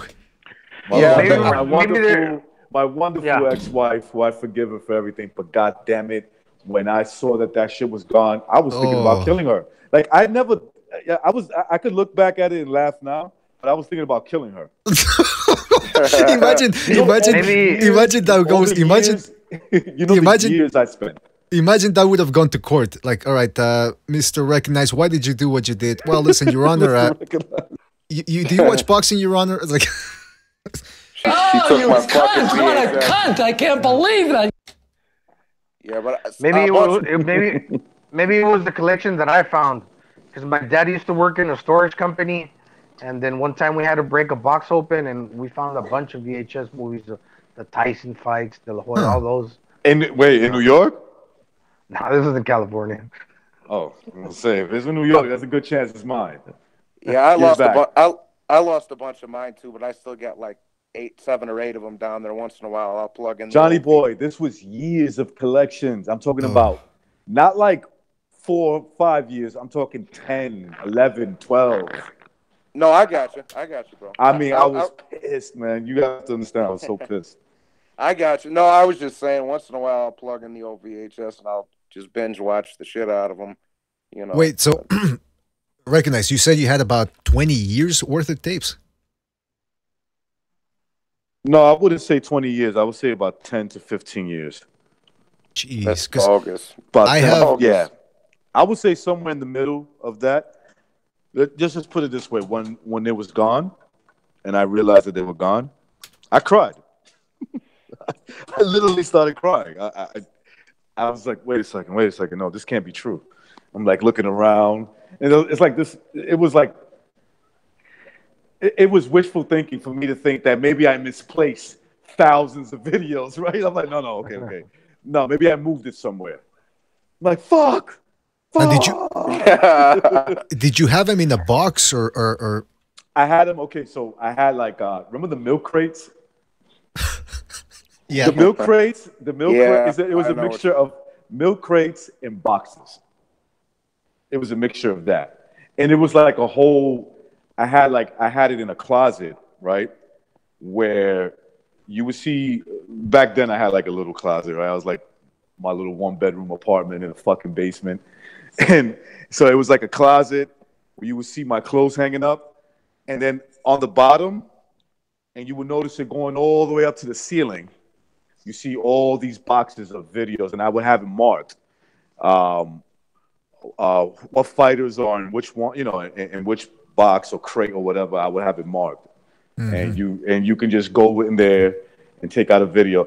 And what I would do is I would just like watch these videos and mimic the style, like the style of fighting. Right. Like Roy Jones, Sugar Shane Mosley. I used to know how to do Sugar Shane Mosley's moves, De La Hoya's moves, all those guys. Recognize. So where did you keep the Rocco Siffredi tapes in? Oh, she found those too. Yeah. Did you practice those moves too? Like, oh yeah, definitely practice those moves.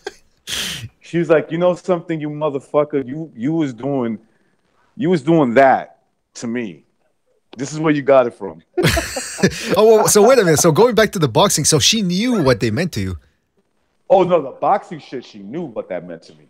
100%, yeah. And she knew I wouldn't kill her back then. She knew I wouldn't kill her because, she had my daughter. So I wasn't like, I think she just said, you know what? There's a good chance he won't kill me because now that I'm the mother of his child, Oh, trust me, I did something fucked up. That's the reason why she did that. No matter what you did does not merit her destroying your boxing collection. I'm not making excuses. I was like, bitch, I'm gonna kill you. I'm gonna kill you. You know what though? You could have at least killing her would have been too much, I agree, but you could have at least, like shoved your fingers down her throat or something. I don't know. I'm just saying. Yeah, man. Well, you know what? She was smart. She left to her father's house. Ah. So picture this. I'm coming home from work, right? And me and her had like a bad argument. She was like, "Oh, I know what you did, you motherfucker." And I'm like, "Oh, fuck this. I'm going home, going to sleep." I went home, went to sleep, went to get my clothes to get ready to leave. Like I noticed that she still wasn't home, right? I'm like, this is a little weird. She's still not home. That's all right, whatever. I'm not gonna make a big deal out of it. I text her, how's my little girl? And she said, go fuck yourself. And then, all right, whatever. So I go in my closet to get my shit, put my stuff on. I noticed that there was no boxes. I can't see them. I'm like, did I move these motherfuckers? I'm moving my clothes around. I'm like, no, there's a mistake. This is a mistake, right?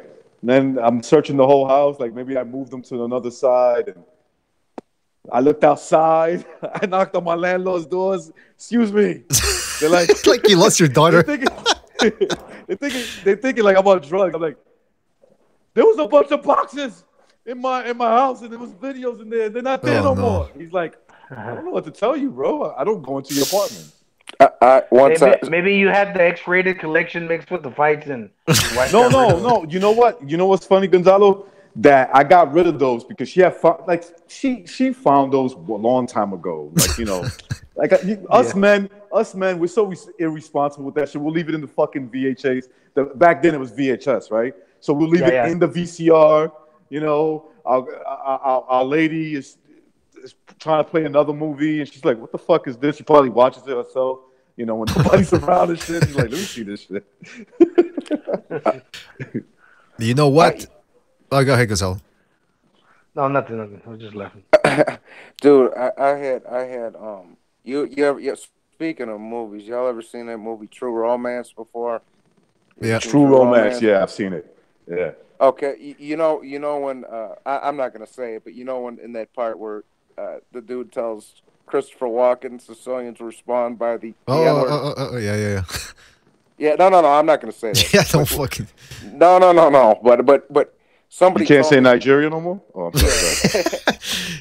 So I was picking up my ex one time. She used to work at this bar, and I fucking not the one I was throwing pictures up on the Hangouts of, but another one.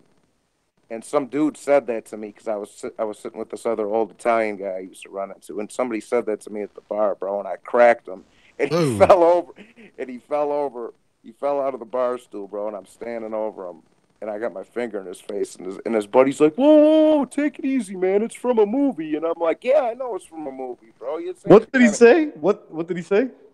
I don't want to say it, but you remember in that movie when dude said, Sicilians respond by the N-word. Oh yeah. I got you. That's what this dude said to me at the bar. So I cracked him, bro. Yeah.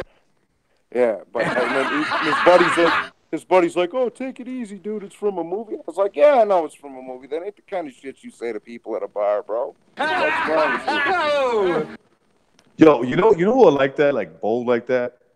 Black dudes, right? So I'll be like, I'm Puerto Rican. They're like, oh, so you are, well, I know you don't want to say the way. So you Nigerians like us, but the other way around.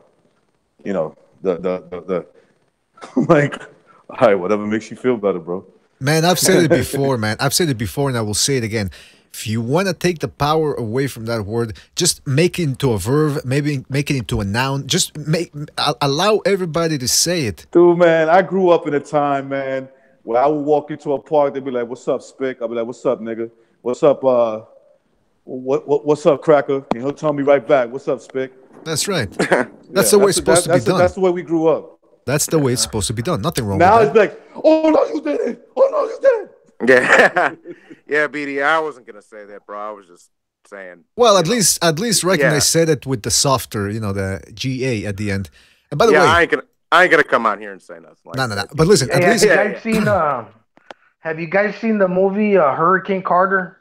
That was apparently. Well, sorry, Gonzalo. What were we? It's a good movie.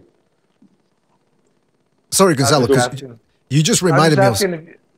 Because you just reminded me of something about that fucking movie. I have to say, apparently, there's evidence that shows that Hurricane Carter did murder people. Yeah, I watched that. I watched that too. Yeah, I watched it. I mean, listen, I don't get into all that.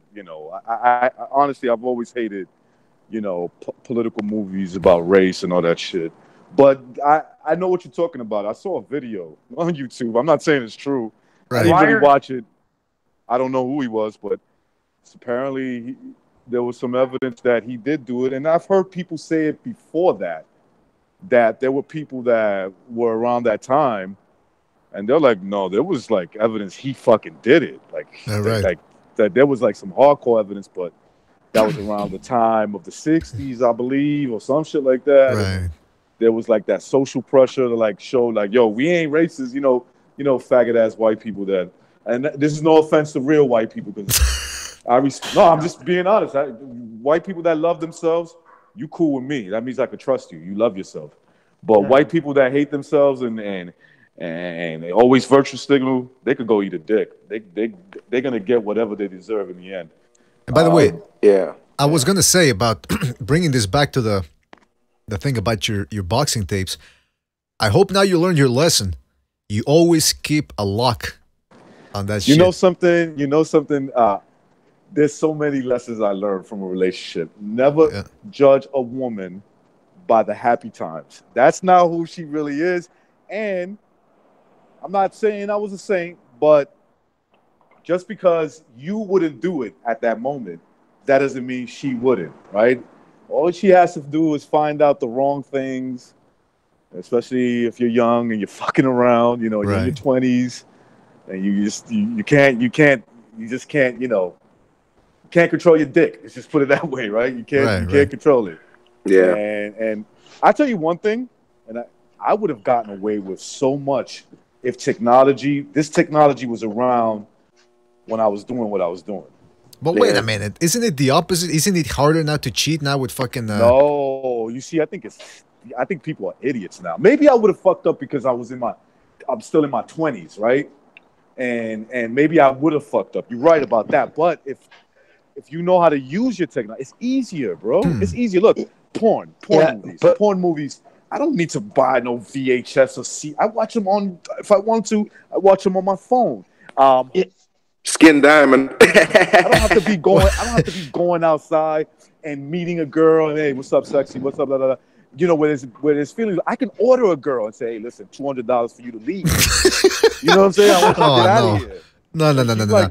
She's like, yeah, sure, no problem, baby. $200. All right, hold on. You off and I'm out of here. Before we continue, we gotta introduce Jimmy, who just came on. I had a bad trip at a wedding in Maine, and it was a stormy night, right? I'm on LSD. Oh, I was fucking freaking out. It was horrible. I'll never take it again. All right, Jimmy, good to have you on board. What's going on, guys? What's happening? What up, Jimmy? What's up, dude? What's going on? Yeah, no, man, I'm telling you, I was a dog back in the day. It cost me a good woman and shit, but today it's, dude, you can't cheat today. Think about it, right? Say if I was at home, right?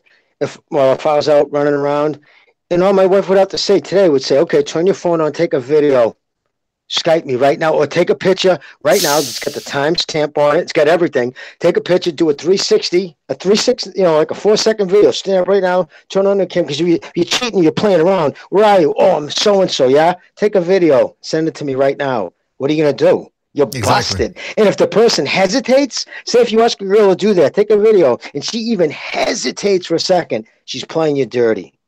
Yeah, absolutely. Yeah. Absolutely. Listen, I believe that it's easy to back then. We only had the text. Remember? I wouldn't like answer the phone. Like what I'm saying is, I'm not gonna answer the phone when I'm boning a chick, right? I'm not. Yeah, but that gets you guilty right there. If you're running, like, baby, you know what I'm saying? I saw you call me. What happened? Well, why you? I'm at work. I told you. You know what I'm saying? I'm at work. What's going on? Now, if I'm like that idiot that the World Trade Center blew up and this fucking dude. Hey, Jimmy, I remember Jimmy, the idiot of the world's. But he didn't know, history. Man. Come on, he had no way of knowing, man. I mean, yeah, I would have loved to have been in that room just to see what the fuck happened. Like him getting up, he tells the side chick, "Yo, hold on, you know the deal. You know I'm gonna call my wife." Stay quiet. Calls his wife and he's talking to her. Right. He's like, I'm still at work, baby. And she's like, how can you be at work, this motherfucker? The building's down. What are you on the ground calling me? He's a workaholic. He's still working down there, man. Jimmy gave Cameron a good tip the other night, bro, when we was talking, because Cameron was like, should I get Cameron's get gonna but Cameron's like, should I get with this chick and like stay with her and this, that, and Jimmy was like, well, if you haven't got it out of your system yet, don't. But if you have, then yeah. And like I say, I'm younger than you guys, but I've been with the same chick for 2 years. But I got it out of my system already, bro. Like, you see, Cameron is addicted to sex, and what he's addicted to, I feel like this is a fucking health show or something. What he's addicted to is I know what he's addicted to, like what everyone knows. Woman, Security. It's insecurity. The more muscle it is, we all are, dude. Listen, all the fucking players, it's man is driven by his insecurity anyways. And what it is, we want. It's like, oh, it's a new chick. Can I get her? It's like, fuck it. It's just, that's all it is. I think it's driven by mostly that. But at the end of the day, though, I feel horrible to cheat, and I did because I cheated on a good woman, and that was definitely driven by it was the owner of the dealership. I was a general manager of this dealership, making over 6 figures a year, pulling down bang. Plus I had my weed thing, and I banged the owner's son's girl. Like, talk about, like, listen, she was at my wedding. Yeah, you was playing. I was in tight with the family. The owner of this dealership I work, I was spending, like, I'd go to Thanksgiving with my wife at his house, and his son's 15 years younger than me. You know what I'm saying? His girlfriend's a college student at BU. I'm 32 years old, and I meet her that night, and fucking within 2 weeks, I got her bent over in the dealership and the fucking showroom. Oh, you know what I mean, dude? Because she was hot, and it was stupid. It was a young chick, and fed into my ego, and, but cost me everything. But it's interesting, man. It's interesting because that's how we are, man. We think with our cock. For example, I thought with my cock. I remember one time I was at McDonald's. And I see this chick, right? So I go up to her and I go, I pull out my line right away, my usual line, which is like, hey, baby, you ever fuck a Mexican who's got 10-inch cock? And, and then afterwards, her parents were with her. So they're giving me the evil eye. Disrespectful motherfucker. That's the thing. Her parents are there. They're giving me the evil eye, telling me I'm a cocksucker, get away from us, blah, blah, blah. And then in retrospect, I thought, all right, maybe I shouldn't go up to a 13-year-old girl in front of her parents at McDonald's and ask her that question. But listen. Yeah, man. And I just thought that was a good piece of advice Jimmy gave to Ken. Yeah, we're loyal to our boys. My whole life, listen, I'd go to, I don't want to shit the fuck out of stuff I've done for my boys. Like, I don't know, maybe it's a Massachusetts thing, but we are loyal. You guys ever heard of, see that movie Townie with Ben Affleck where they rob the armored car? Oh, they go into Fenway and shit. Charlestown's a couple of towns away. Listen, that whole Charlestown, don't talk to the police, that is a Lowell thing. The rest of the states try to grab that. Listen, nobody was us against them. Then people mad, we just didn't talk to the police, and just loyalty. We were driven to us generation after generation about loyalty.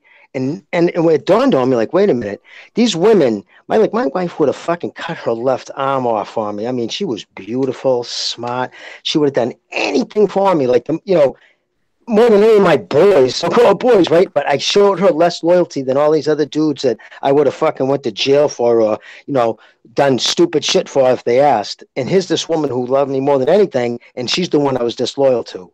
So it played with my head. It really did. It really fucking is, how can I call myself loyal when I did that? But here's the important question, real quick. Here's the important question, Jimmy. Was she hot, that the girl you fucked for Yeah, no, Denise DeMarco. Her fucking DeMarco's don't say her name. Don't give a fuck. Don't say. No. You don't have to say her name. You don't have to say her name. I don't want anybody to think I'm talking shit. Her uncle's Billy Cheeseman. Her fucking actually, her uncle ran the New England Boston mob for a while. Oh boy, for a long while. Yeah, and he's a jeweler, owns a jewel store in North End, Boston. But yeah, Denise. Gorgeous girl, 2-sister girl, Gina, and her brother. Hey, talk about Italian family. We're talking about the brothers still lived there. One was 30, the other was 27. They'd sit down, the mother would sit down and eat, feed them, put their eggs down in front of them while they're eating their breakfast. She's eyeing their shirt. It was crazy. Mom, I need some orange juice. And this is how they lived until they got married. I mean, fresh off the boat from Italy. You know what I mean? They take care of their boys. Yeah. Yeah. You know what killed? It was a good movie, The Town. You know what killed me though, Jimmy, is if Ben Affleck would have started fucking with the witness like that, he would have been off real quick, bro. He would have been out of there. He would have been fucking out. Started banging one of the fucking bank teller of the joint they robbed. Exactly. Come on, bro. Yeah. Charlestown, that neighborhood is literally 1 square mile, and there's more armored car robbers out of that 1 square mile than anywhere else in the United States combined. Back in the 70s, they were hitting armored cars. We would see the kids down the park, and you would see them all of a sudden, new pair of Oakleys on, one of those big, ugly down jackets that everybody was wearing in the 80s, and they would have thousands of dollars on them. Yeah, dude, we got your fucking Medford, that fucking car, truck, we got them. It was crazy. It was almost a rite of passage. Everybody was hitting armored cars. Banks were considered punk because you're hitting women. So it was always hitting armored cars. Everybody did it. I would just stay clear of that shit. Yeah. So the cops I've heard stories. I heard a couple of things, but But you know what? Johnny Boy brings up the good point. I mean, this fucking guy in the movie, he's putting his whole crew at risk over a woman who's like a 5 at best. You know, I mean, come on. I mean, at least if it was like, if the woman looked like Pamela Anderson or something, all right, then you fucking put your crew at risk. But for a woman, like, she wasn't even hot. Speaking of that dude I punched at the bar, like I was telling before, the ex that I was picking up that night looked fucking exactly like that chick, BDA. Exactly, like to a T, bro. I wish I had a picture on there. I'd put it up. But yeah. Maybe it was her, man. Maybe it was her. You never know. I'm not saying she was bad looking. I'm just saying. I mean, you put your whole crew at risk for that. I hope she's kind of ass. Last I heard, she was locked up in a fucking methadone clinic. So I don't. Oh. All right. Well, there you go. Yeah, there you go. By the way, Jimmy, because we were talking earlier with Recognize about how he got engaged into some shenanigans with his ex-wife, and she ended up wiping out his whole boxing collection on VHS. I tell you what, man, I still have my VHS collection. Unfortunately, the tapes are starting to deteriorate. I'll tell you one horror story. It's not as bad as Recognizes, but I lent this motherfucker a tape of Rafael Marquez's fight against Tim Austin from 2003. And on the undercard, there was that guy from the 2000 Olympics. What was his name? Silver medalist, Ray something. Anyway, I forget the name. But he was a prospect coming up, silver medalist, undefeated, real slick. That's right, I said slick. And he fought a guy named El Pollo Valenzuela. And Valenzuela had a horrible, shitty record, but he pulled off the upset in that fight. And Valenzuela ended up knocking out Julio Diaz in, I think, 1 round or something. So that's one of those fights that I've always wanted to rewatch. Can't find it anywhere. The guy never returned the tape, and I can't find that fight either on YouTube, on the torrent sites, nowhere. So oh, go on. I'm sorry. My advice at the end: don't lend people tapes, man. Because if you're not gonna get them back, forget. Even in the age of YouTube, don't take the risk. I remember we was talking about. Jimmy knows this one good, but I know Hagler and Mugabe the other day. I was trying to watch that on the fucking computer. I couldn't find that shit anywhere. I was like, "Are you kidding me? What? You got all these." You got all these bullshit Floyd Mayweather fights, but you don't got fucking Hagler and Mugabe up here. Are you serious? I'm dead serious. It's not on YouTube. It's not nowhere. I can't find the full fight. No. Let me look it up. There's clips of it, but not the full fight. The first one you said, right? I mean, I'm confusing Hagler with. I'm confusing Mugabe with Antuofermo. You're talking about Mugabe. That I saw it the other day. The whole fight on YouTube. Sometimes people pull him down, though. You know what I mean? He might have somebody pulling his stuff down. I don't know. He's right. I can't. It's not there.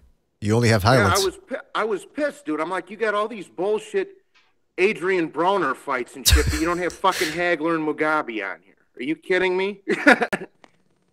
That was such a good fight. Mugabe. Yeah, that was a great one.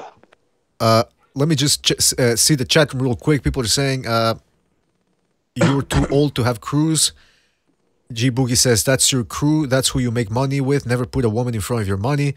The Fight Scout says Recognize cried when his girl threw out all his bootleg Ricky Martin CDs. Oh, come on. Why do you got to go after Recognize tonight? You see? Box 88 says Recognize still jams in the mirror to Grandmaster Flash. Yep, I do. How about Cool Mo D? You still listen to that? Nah, I never liked Cool Mo D. How about what was the guy who had that hit, Positive K? You know, he had the hit, I Got a Man. What about Big Pun? He looks like, if you look at him, that looks like that could be Broner's father.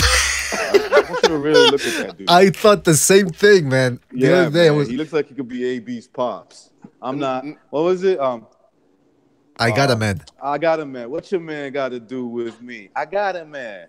I'm not trying to hear that, see? Shit, you remember What about Big Pun? Recognize no Big Pun? Oh, Big Pun was the man, boy. He could freestyle. Yeah, okay. All right, for sure. I was just checking, bro. Yeah. That boy couldn't breathe for shit, but when it came to freestyle, I'm just keeping it real, man. Yo, you ever seen Big Pun before he got this fucking this disease that ended up killing him? It's called fat, right? The disease. Yeah, it's called fat. Yeah, it's called exactly. It's just fat. He makes Broner's dad look skinny. Bro, he was a diesel dude. Like, he was just a big motherfucker. Like, one of those dudes that you could tell always hit the gym and shit. Yeah. And you know, supposedly, like, he was no joke. Like, he was, you know, like a wild dude or whatever. And but he knew how to freestyle, and they like this dude could like rap for days and shit. He used to go to this little spot in the Bronx, and he would just battle everybody. And this was like back in the day. This is in the South Bronx and shit. So, and then when he started getting that record deal, that's when he started getting like real. Even before that, that's when he started getting like really fat, just like Jeez. a big, yeah. It's that money, man. He was like 600 pounds, bro. Oh, Yeah, he was. And he's not that tall. He wasn't that tall. I was just jamming that shit the other day, bro. I forget which CD I had. I think it was the one that had New York Giants and all that shit on there, man. I can't think of the name of the CD. I was just blasting that the other day. I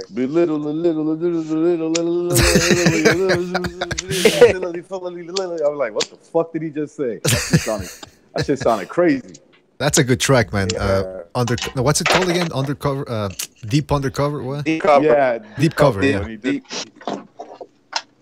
But it was the back and forth with him and Fat Joe. Deep cover. Yeah. Yeah, Fat Joe. He was the one that almost got his ass kicked by Roy Jones, right? Yeah. Yep. Listen, Roy Jones would have never made it out of there alive. Had he touched Fat Joe, he would have got destroyed. Where that shit happened. First of all, that was in New York. That was in a spot in New York where all those guys, they would have fucked Roy Jones up badly. Hey, can I ask you guys? Cause I came late to the party here. What the fuck was last night? That this is full of bullshit. First off, you couldn't even see. Like if you were there, right? Because I was talking to people who were there on the other side. Like, because dude, we couldn't see. We just heard the music. You couldn't see nothing. They pumped in so much dry ice that you couldn't make out the dances. So all you saw shadows. They said and you could tell it was almost the same exact dance routine. If you look at Danny's fucking Coming to America gig. When he came out with the black dancers, dude, almost the same moves, except they did that goofy fucking dead man walk. And then fucking the look on Davis's face, he looked like one of those little kids on Toddlers and Tiara with a fake smile and the slow walk, counting the counts in his head. 1, 2, 3. Yo, I'm like, this is fucking incredible. To fight Hugo Ruiz, the kid coming up 2 weight classes, that was a fucking joke. And is that your plan, Floyd? You're trying to make it so what people hate him, because then you turn around, you badmouth the press. You said, he's going to fight the Japanese kid that you just floored in 1 round. So is that what you're just saying these things? Because let's be honest, that fucking kid hasn't done nothing in over 2 years. That Pedraza fight was over 2 years ago.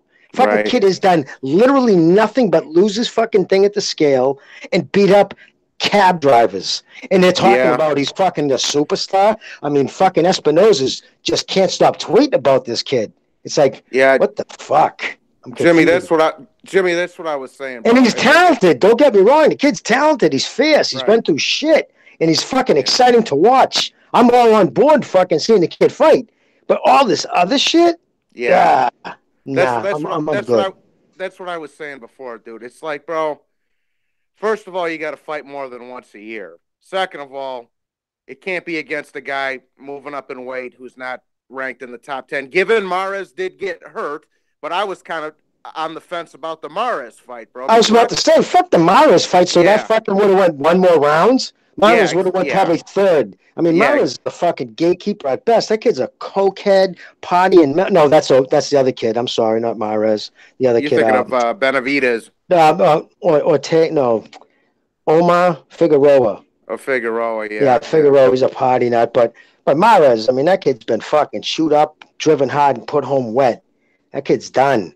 You know what I mean? That would he would have. I'm telling you, he would have put him up by the 3rd round. So that's no better. And then Floyd up there, don't blame him, blame us. It's like, wait a minute, who is blaming Davis for his opponents? Well, I mean, you know what I mean? Everybody knows it's you. Well, and that's what I was saying, Jimmy. And they're like, well, you can't get mad at Tank. Hugo was a replacement fight. And I said the Mares shit would have been just as bad, bro. What are you talking? What the fuck are you talking about? Like, come on, man. That shit maybe would have made it to the 4th round, 5th round at best, bro. Like, that wasn't much better either. You know, I wasn't a fan of the Mares fight to begin with, let alone of the Hugo Ruiz, bro. Yeah. And listen, I'm all about fucking putting that kid up, right? And promoting him and doing the Thriller thing, but at a real opponent. You don't waste it on that. You know what I mean? And he's tweeting out, Espinosa's tweeting out, listing the fucking, wait a minute, you had celebrities go to a fucking fight in Los Angeles? You know, if it was in Des Moines, maybe, guy. But what the fuck? Because a handful of rappers at the StubHub in Los Angeles? You mean some guy said, hey, let's go down the street to this fight? You know what I mean? Like, why don't you talk about the attendance? How that was fucking sad. Bro, I used to drive when I used to do my little concrete shit with my pops, bro. I used to drive truckloads of Simon's farms out to Iowa, bro. There is fucking nothing out there. There is nothing out there but cornfield. Bro. But you know what I mean? Then that would have been impressive to say Meek Mills or Drake was here. But when they're in Los Angeles and they live in Los Angeles and the place isn't sold out, and even if sorry, Firehawk.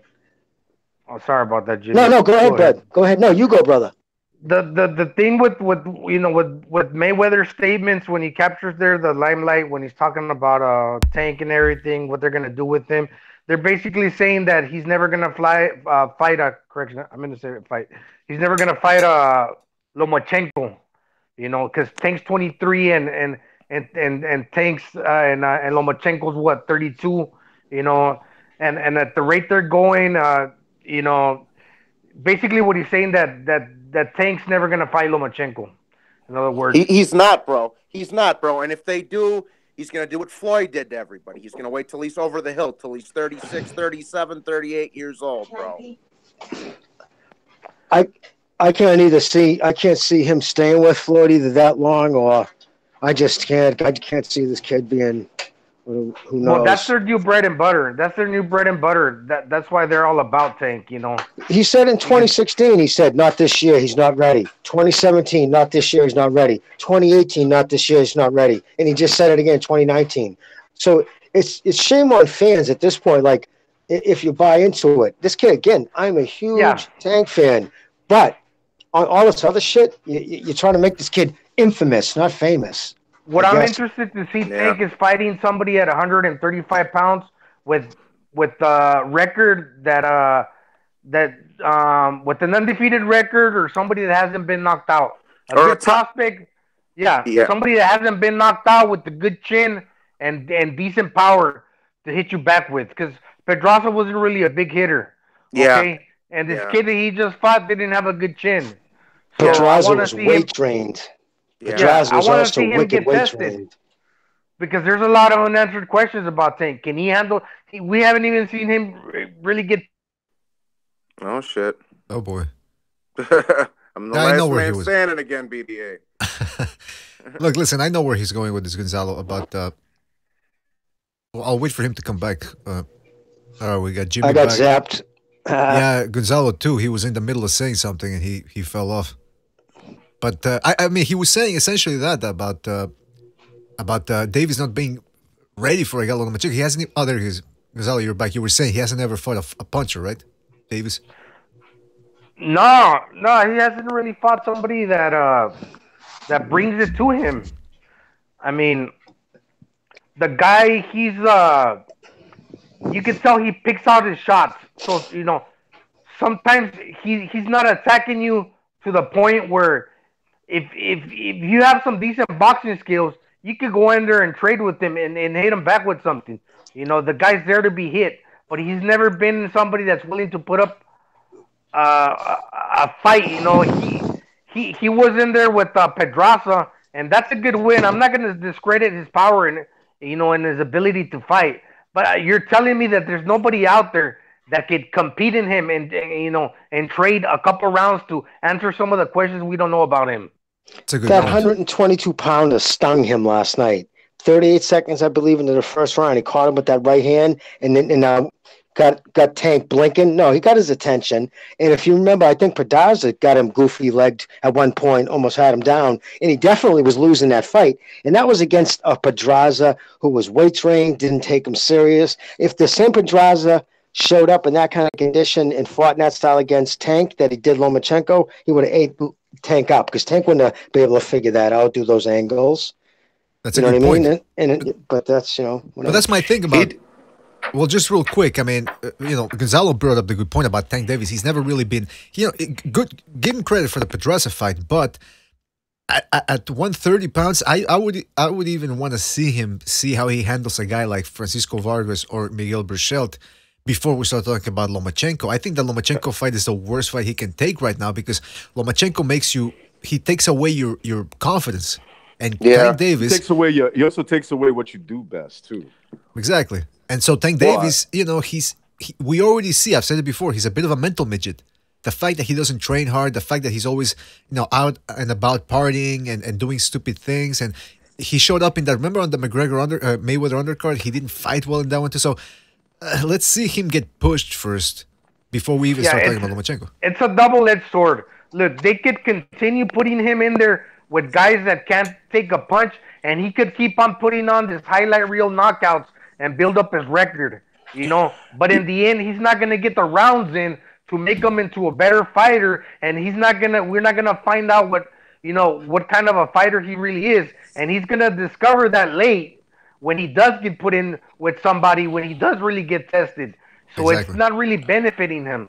Well, they have to take him, Oh no, I was just gonna say, Gonzalo, he has to move to 135, bro. He's already lost his belt on the scale.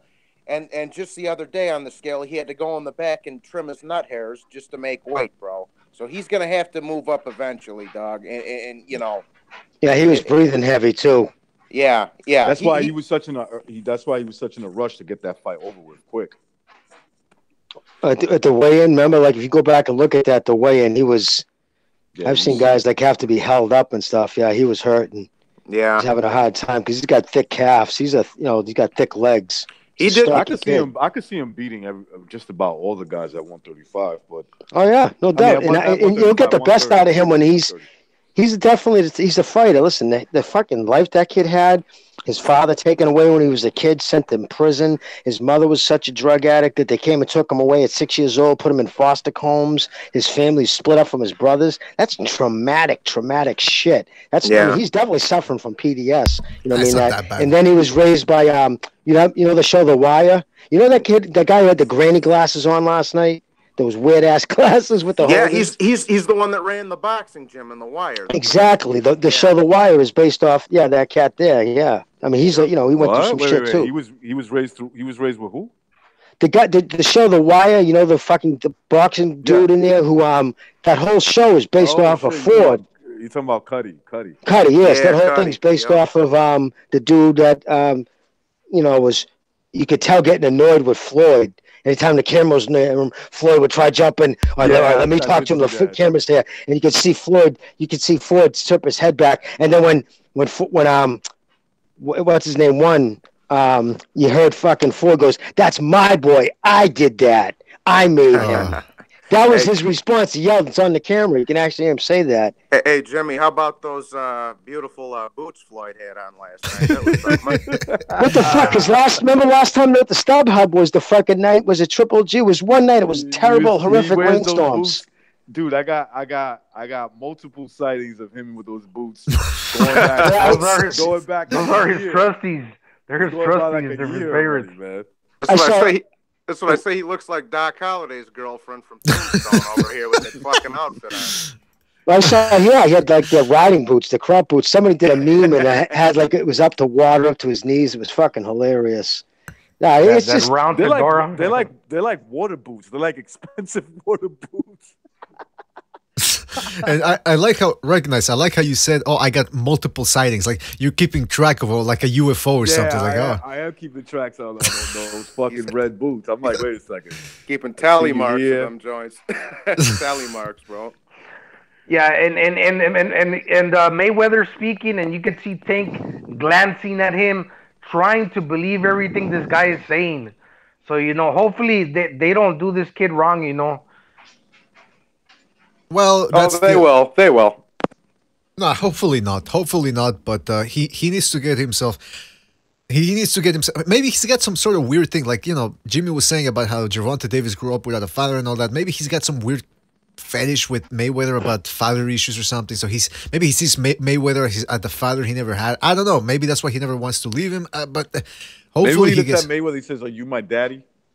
Yeah, I heard he doesn't actually kind of like Mayweather. That's what I was told. No. I was, which was surprising, but I was told that he's actually kind of lippy, mouthy. And then you see them fight on Twitter. But yeah, no, I was told that he's very close with Ford. That's the guy he's going to listen to, and that's the reason why he didn't move out to Vegas. I wanted to find out more behind that. It wasn't just because he wanted to stay with his homies. He didn't want to leave Ford because Ford didn't want to leave his gym. Huh. So I actually kind of credit the kid for wanting to stick with his man. You know what I mean? Stick with the guy who brought him there. Exactly. And that rubbed Floyd the wrong way. Yeah. I get it says Floyd threatened to put him out with Lomachenko every time he gets mad at him. He threatens to make the fight. Yeah. I can see that. That's what Floyd uses that as a weapon. Like, well, then maybe you want to fight Lomachenko. Maybe he does that with his kids, too. Like, if you don't go to bed, I'll put you in with Lomachenko. You never know, man. I'll call Aram up. If you don't shut up, right, Tank, I'll call Bob. Don't fuck with me. And at this point, I'm not one of those people. Oh, I was going to say, I'm not one of the people even calling for him to fight Lomachenko. Look at Burkelt, or there's a few other guys at 130, 135 he can fight. He doesn't have to fight Lomachenko. See, man, he could have been the guy. He could have been the guy that knocks out Machado. Imagine how good that. Look, let's say they both fought last night, right? Let's say that knockout was against Machado. Was Tank doing that to Machado? That'll look good on his resume, bro. That would look nice. It'd be like, yo, I'm the, even if if Machado turns out to be a total hype job, he could be the one that says I exposed him. Very good point. Yeah, that was the weird move they did because Machado was actually the super champion, and they just switched the belts on him, and they gave Tank the super champion belt just because he's more popular. Yeah, that's what I'm saying. Weird, man. Gonzalo, if it would have been yesterday, them two fighting, and I have to believe, I don't go by that what if they would have fought, but it looks like to me in this situation, I think Tank would have knocked him out. That's a good point. Okay, let me ask y'all this: what if Tank fought Teofimo? Then right now? Yeah, right now. Not what they look like later on. I would believe. I believe it or not, Teofimo will beat him now. Oh, I got money. I got Teofimo on that right now. Me too. Me too. Teofimo is just as cocky, just as fast, just bigger. So that bigness is gonna, when he's getting banged out by that dude, he's gonna know that he's getting hit by a big boy.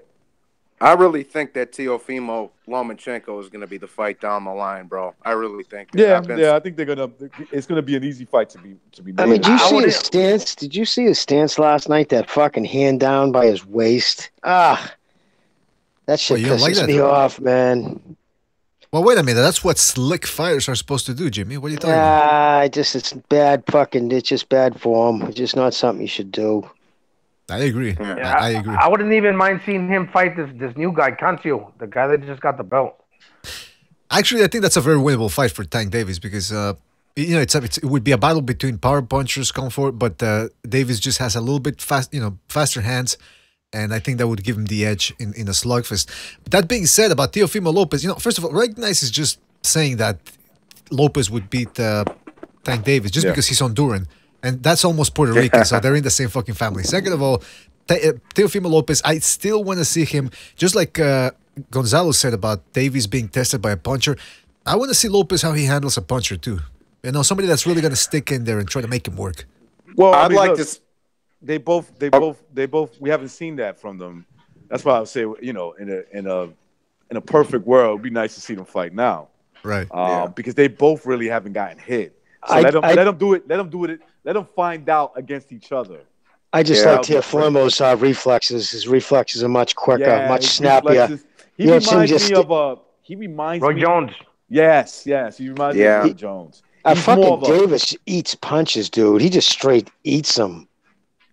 In every fight I've seen him, he's eating some punches. I don't know if he can eat Lopez's punches, though. That's the only thing I know about. I'd like to see Teofimo fight like a Easter Junior or Richard Comey or somebody like a good solid top 10. Yeah, I agree with that. Pedraza would be a good fight for him. Yeah, or Pedraza. Because Pedraza would be like a litmus test to guys like Tank fought him at 130, and then he fought Lomachenko at 135. So now you're gonna get your shot. And I think Lopez is up for that. I think the kid Lopez is up for anything. To be honest with you, he looks like you knocked on his door, say, "Yo, let's go rob a bank." He'll be like, "Yeah, come on." That catch and shoot, the fucking last punch he hit him with before he put, the night he put him out, that catch and shoot uppercut, that was a thing of beauty. Lopez's, that not the two lefts right before that. That fucking the kid threw that Magdaleno threw that. Yeah, he threw that left hand, and he fucking just stepped back, kind of caught it with his right, and then stepped in with the uppercut. That was catch and shoot with the same hand. That was pretty. You don't see fucking no head movement from Davis. He just kind of comes in prodding, looking for a shot. He's young, he's powerful, he's explosive, exciting. Don't get me wrong. I'd pay you to go watch him fight if he was fighting the right person. But to head right now, I just put Teofimo Lopez at. Jimmy dropped off, and Gonzalo too. Yeah, I got Teofimo on that one though. It'll be. I'm not saying that the kid, the Tank, don't have no shot. He does. No. Yeah, they're both fight. green. They're both kind of green, and they got explosive power, and they let off explosive combinations. But I'm just gonna go by the size of Teofimo and that crazy athletic ability that he has, and he does have crazy ability. Like, could fucking do backflips on the drop of a fucking dime, bro. And listen, those mats, dude, you've been in those rings, man. Those mats, it's not easy to do a backflip because they're padded. They have first off they give, and then there's the pad. I hate thick pads, man. Dude, they're just so slow. Do you see what do you see how he does it? He runs forward and then flips backwards. Well, what he does, he brings the inertia of your weight, so as he slams his feet forward, it makes the fucking the ring will give and it pops him back up. And but yeah, no, he has crazy fast twitch fibers. Yeah, you know how to do that in those kind of fucking rings? To just do that shit? I would tell him if I was his corner, I'd be like, no more. How many people have jammed in knee landing? Oh, or if it's wet canvas, say somebody spilled water, his blood, and you go to land and he fucking jams his knee. Breaks his fucking ankle or something. Yeah, I would tell him either that or just fucking, I just tell him to figure something else out. Yeah, but be honest, guys. How hard would you laugh if that happened? Like if he does a flip after a fight, he that's another thing, right, dude? That would never live that down. Or you remember? You guys remember Kermit Cintron? He fought. I think it was Jesse Feliciano. I forget who he fought. He won the fight, and then he started celebrating. He started throwing punches in the air, and he actually pulled a. I think he tore a muscle or a ligament or something celebrating. I kind of remember that. It was the first time I've ever seen a guy getting hurt after the fight during the celebration. It was a fucking asshole, man. One of my people is always fucking themselves up. That sounds just about right. Who was it that whooped Cintron and got robbed, bro? I forget. Who was that? Whoops and Cintron and got robbed. Sergio. Yeah. Yeah, he dropped him, and then Cintron said, actually, hey, it wasn't a punch, it was a headbutt. And the ref goes, yeah, all right, you're right. It wasn't a headbutt, it was a punch, man. It was a headbutt, it was a fucking punch. It felt he was like telling the ref what to do. Fucking idiot. He had him wobbled a few times even after that, if I remember correctly. No, yeah, he busted him up, too. He whooped his ass, bro. Yeah. You blew it! Fucking ref, man. I gotta tell you. That's exactly what they were saying. You blew it. Hey, BDA, did Daniel Santos fight Cintron? Did Daniel Santos? No, they didn't fight. No, they didn't fight. Is that from Copland? Yeah, Jimmy. From Copland? Yeah, Jimmy. That's right. Yeah, you blew it. He's talking to Sly Stallone. He says, I gave you a chance to be a cop and you fucking blew it. You blew it. Listen. The tank fight. It's a good thing, and people are gonna say good things about Tank, but that could only go on for so long because if he doesn't fight somebody credible around at his weight, and people still keep putting them in a pedestal, that's gonna be considered just people being fanboys and then fanboyism. So it's like then you got this other fighter Lopez. If he goes up there and goes to the plate and fights credible opponents and does good things, I mean, you're gonna be talking about the guy that's really doing the work, So for all that Mayweather, they want to control and hype their fighters up and say, well, this is the next big thing. If he doesn't put in the work, and there's other fighters that are, that's who the real boxing fans are gonna follow. You know, and then there's the issue that we're always talking about that we wish wasn't in the sport, but it's the race issue. And right now, as it stands, what other big, named like celebrity type black, you got Deontay Wilder, but he's shaky as best. His technique is horrible. But I think they're trying to anoint, especially after the Charlos tanked. You know what I mean? Their stock went down, and I think they're putting that on Tank. You know what I mean? Tank, and I think that's a lot to ask from the kid. Again, I like the kid. I just wish you had better people behind him. I'd feel a lot better about that kid's career if he was with Arum. Okay, hold on. Before we continue, I just want to thank the Quags. He just donated via the super chat. Shout out to the Quags. Thank you for keeping the gravy train rolling. And don't forget, guys, if you donate via super chat, you can leave a customized message that I will personally read out to the masses, the unwashed masses here at BDA. And I'm kidding about the unwashed. But yeah, and I will read it twice, because that's how much I care about you. So Jimmy, so you're saying he's been anointed, or they're trying to maybe anoint him. Don't you think though it's still Wilder who's the king of the LDBC right now? Well, see what it is because the LDBC. Before I usually comment on Twitter or on certain things, I'll cruise just go through the basic, the top LDBC channels, see what videos they post, and you go to Twitter, and I try to get a feel for it just to see what direction they're going. It's hard for Wilder for most of them or all of them to be all in because remember, for a long time, a lot of those dudes did shit on Wilder, right? So, although a lot of them don't have no problem being hypocrites, as we all know, but I think with Tank, he's undefeated. He's associated with Mayweather.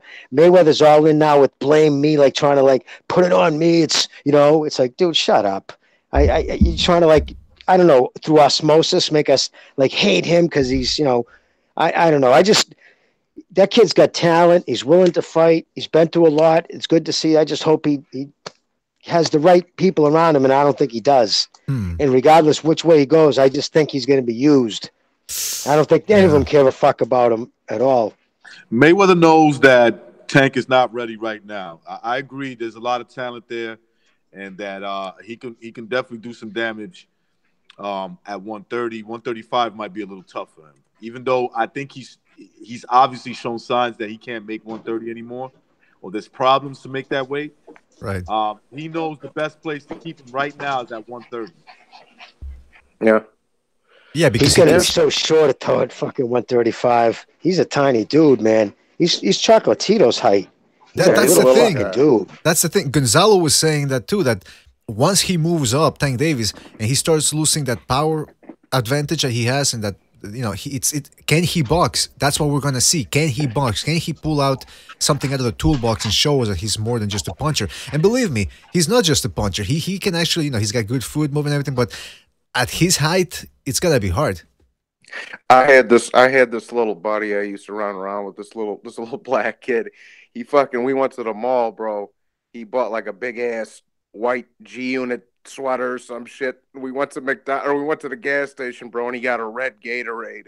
And we were in my car and shit, and I punched on the gas right when he had the thing up to his lips and the fucking Gatorade spilled all over this white hoodie he bought. He was like, "Johnny, you motherfucker."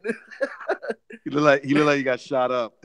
Oh, bro, this kid was crazy as hell, but he was that was my boy growing up or whatever. But he was ripped too, dog. He was like 5'3". He was a little Isaac Dogbay motherfucker, bro. He was crazy, dog. That was my boy though. Hey, any of you guys know BDA? Like when you're super champion, can you fight the regular champion for the WC sanctioning body, or they usually like to go a different route? Anybody know the answer? Because I don't know. I don't follow this shit anymore. What was the question? Like, let's say, okay, so Tank is the super champion. For him to fight the regular champion, is that even relevant? Or do they make those fights happen, or they usually go different routes? No, they make those fights happen. Look at Daniel Jacobs and Gennady Golovkin, who was the super WBA champion, and Jacobs was the regular. Yeah, that fight was I think that fight went to purse bid. I believe it went to purse bid. I'm not 100% sure. Maybe somebody from the chat would know that. Well, and that's I was just gonna say, Gonzalo, and that's why they were, had brought up before, Pacquiao and Keith Thurman, bro, because Pacquiao's the regular champ and Keith Thurman's got the other WBA belt, so it's all under one sanctioning. All right, hold on a second. Jimmy, you got to, yeah. Okay, so basically the super champion becomes the regular and the super. Yeah. That's kind of weird, but yeah. Okay. Yeah, there's too many fucking belts is what it comes down to, bro. It's way too many belts. And then when doing that super and regular, that shit just really fucked things up for me. Yeah. I don't even pay attention to it. Like, people be talking about it. I'm like, I don't even know what the fuck they're talking about. There you go. That's what I like to hear, man. That's what I like to hear, because I tell people that all the time. I watch other YouTube channels, or I'll read comments in Ring Magazine and other message boards, and then people go, "Oh yeah, but he unified. I don't give a fuck about unifying when the belts are a bunch of paper. They're straps essentially. They don't. Anybody can get a belt nowadays. And yes, it does matter for certain fighters, because financially it does help them just to get that belt around their waist. But I got a belt right now. Is it a chastity belt or what? Yeah, well, he was the WBC diamond belt, and I'm Calvin like, Klein belt. It's a Calvin Klein. I got it, Johnny. Well, he had the WBC diamond belt, and I'm like, well, what the fuck does that mean, bro? Come on. Exactly. Yeah. It's like I'll say it again. The belt doesn't make the fighter nowadays. It's the fighter makes the belt. That's the way it is, because anybody can get a belt. It's like when people say Terence Crawford is supposed to be the #1 pound for pound because he unified 140, but then you look at, okay, who did he beat? Felix Diaz. That division was weak as fuck when he unified. Yeah, but even then, like when people say, well, like you can beat a guy who has all the belts, but if he didn't fight anybody, if he only fought, he never. Let's say the lower top 5 guys in the top 10 have the belts, right? Like number 8, 7, and 6, and you beat him, but you didn't beat the #1 guy. So what does that mean, having all the belts? It makes no sense. Fuck the belts. That's what I say. And I like, and Abucho said this before, bro. It's so hard for these dudes to get all 4 belts nowadays. If you got 3 of the 4 belts, you're fucking undisputed as far as I'm concerned, bro. Like, come on now. Kovalev, bro. He had 3 of the 4 belts. Adonis didn't want to fight him. And, like, as far as I'm concerned, you're undisputed, bro. Right. Yeah, when you got like 3 of the belts, I mean, look what Marvin Hagler was the undisputed champion with the same fucking belts that Triple G had for all these years. Right. So to me, he's the undisputed champion. He's the champion he's the man at middleweight. Yeah. It's funny how that works because until Canelo took it from him. Because Triple G, he could never make that happen. He could never line it up for that to work in his favor. Although he had like 3 belts, and he could have easily got the other one if they would have made that fight happen with Billy Joe Saunders, I believe, or I don't know who that other guy was. But here with Canelo, watch what's gonna happen. It's gonna go down to where he does become undisputed within the next couple fights. He wins this with Jacobs, they're gonna put Andre next. He's gonna get all the belts. Yeah. So it just goes to show, when they really want to make something happen, where the money's at, they're gonna make it happen. Yeah, that's the thing, man. That's the thing. Fuck the belts. I don't care. Like, for example, Canelo fighting Jacobs. Does Jacobs have a belt, you said? Yeah, he does. All right. IBF. Yep. IBF. Which is ironic that he got that belt. But then again, Yeah. But see, that's the thing. That's the fight. That's an interesting fight. I don't care about who has a belt. It's Jane Jacobs. I've seen him beat good guys like Derevchenko, Suleiki, and he gave Golovkin a hell of a fight. So that's it to me. That's what matters. Not whether he has that WBA belt, the WBO, the IBO. Nah, it matters. Hey, did you hear that? This guy, what's his name? Anthony Joshua's fight. If he fights Miller, Miller, that he's gonna get like fucking $30-something million for that fight. Oh, 38 mil. No, I don't know if it's 38, but it's in the 30 millions. Do you know how much? Do you know how many burkas he can buy Amir Khan's wife with that type of money? That's a lot of money, man. Jeez. Well, I don't know. I don't know how true it is, but that's what I heard. I don't, Well, it wouldn't surprise me, man. Wasn't it a deal? He signed a deal. He's getting $32 million for the next 4 fights, guaranteed, or something. Yeah, that's right. Something like that. Yeah, that's right. He's getting something So it goes to show you he doesn't need to fight. You know, these guys are like, oh, we're gonna freeze him out, Wilder and Fury, Right.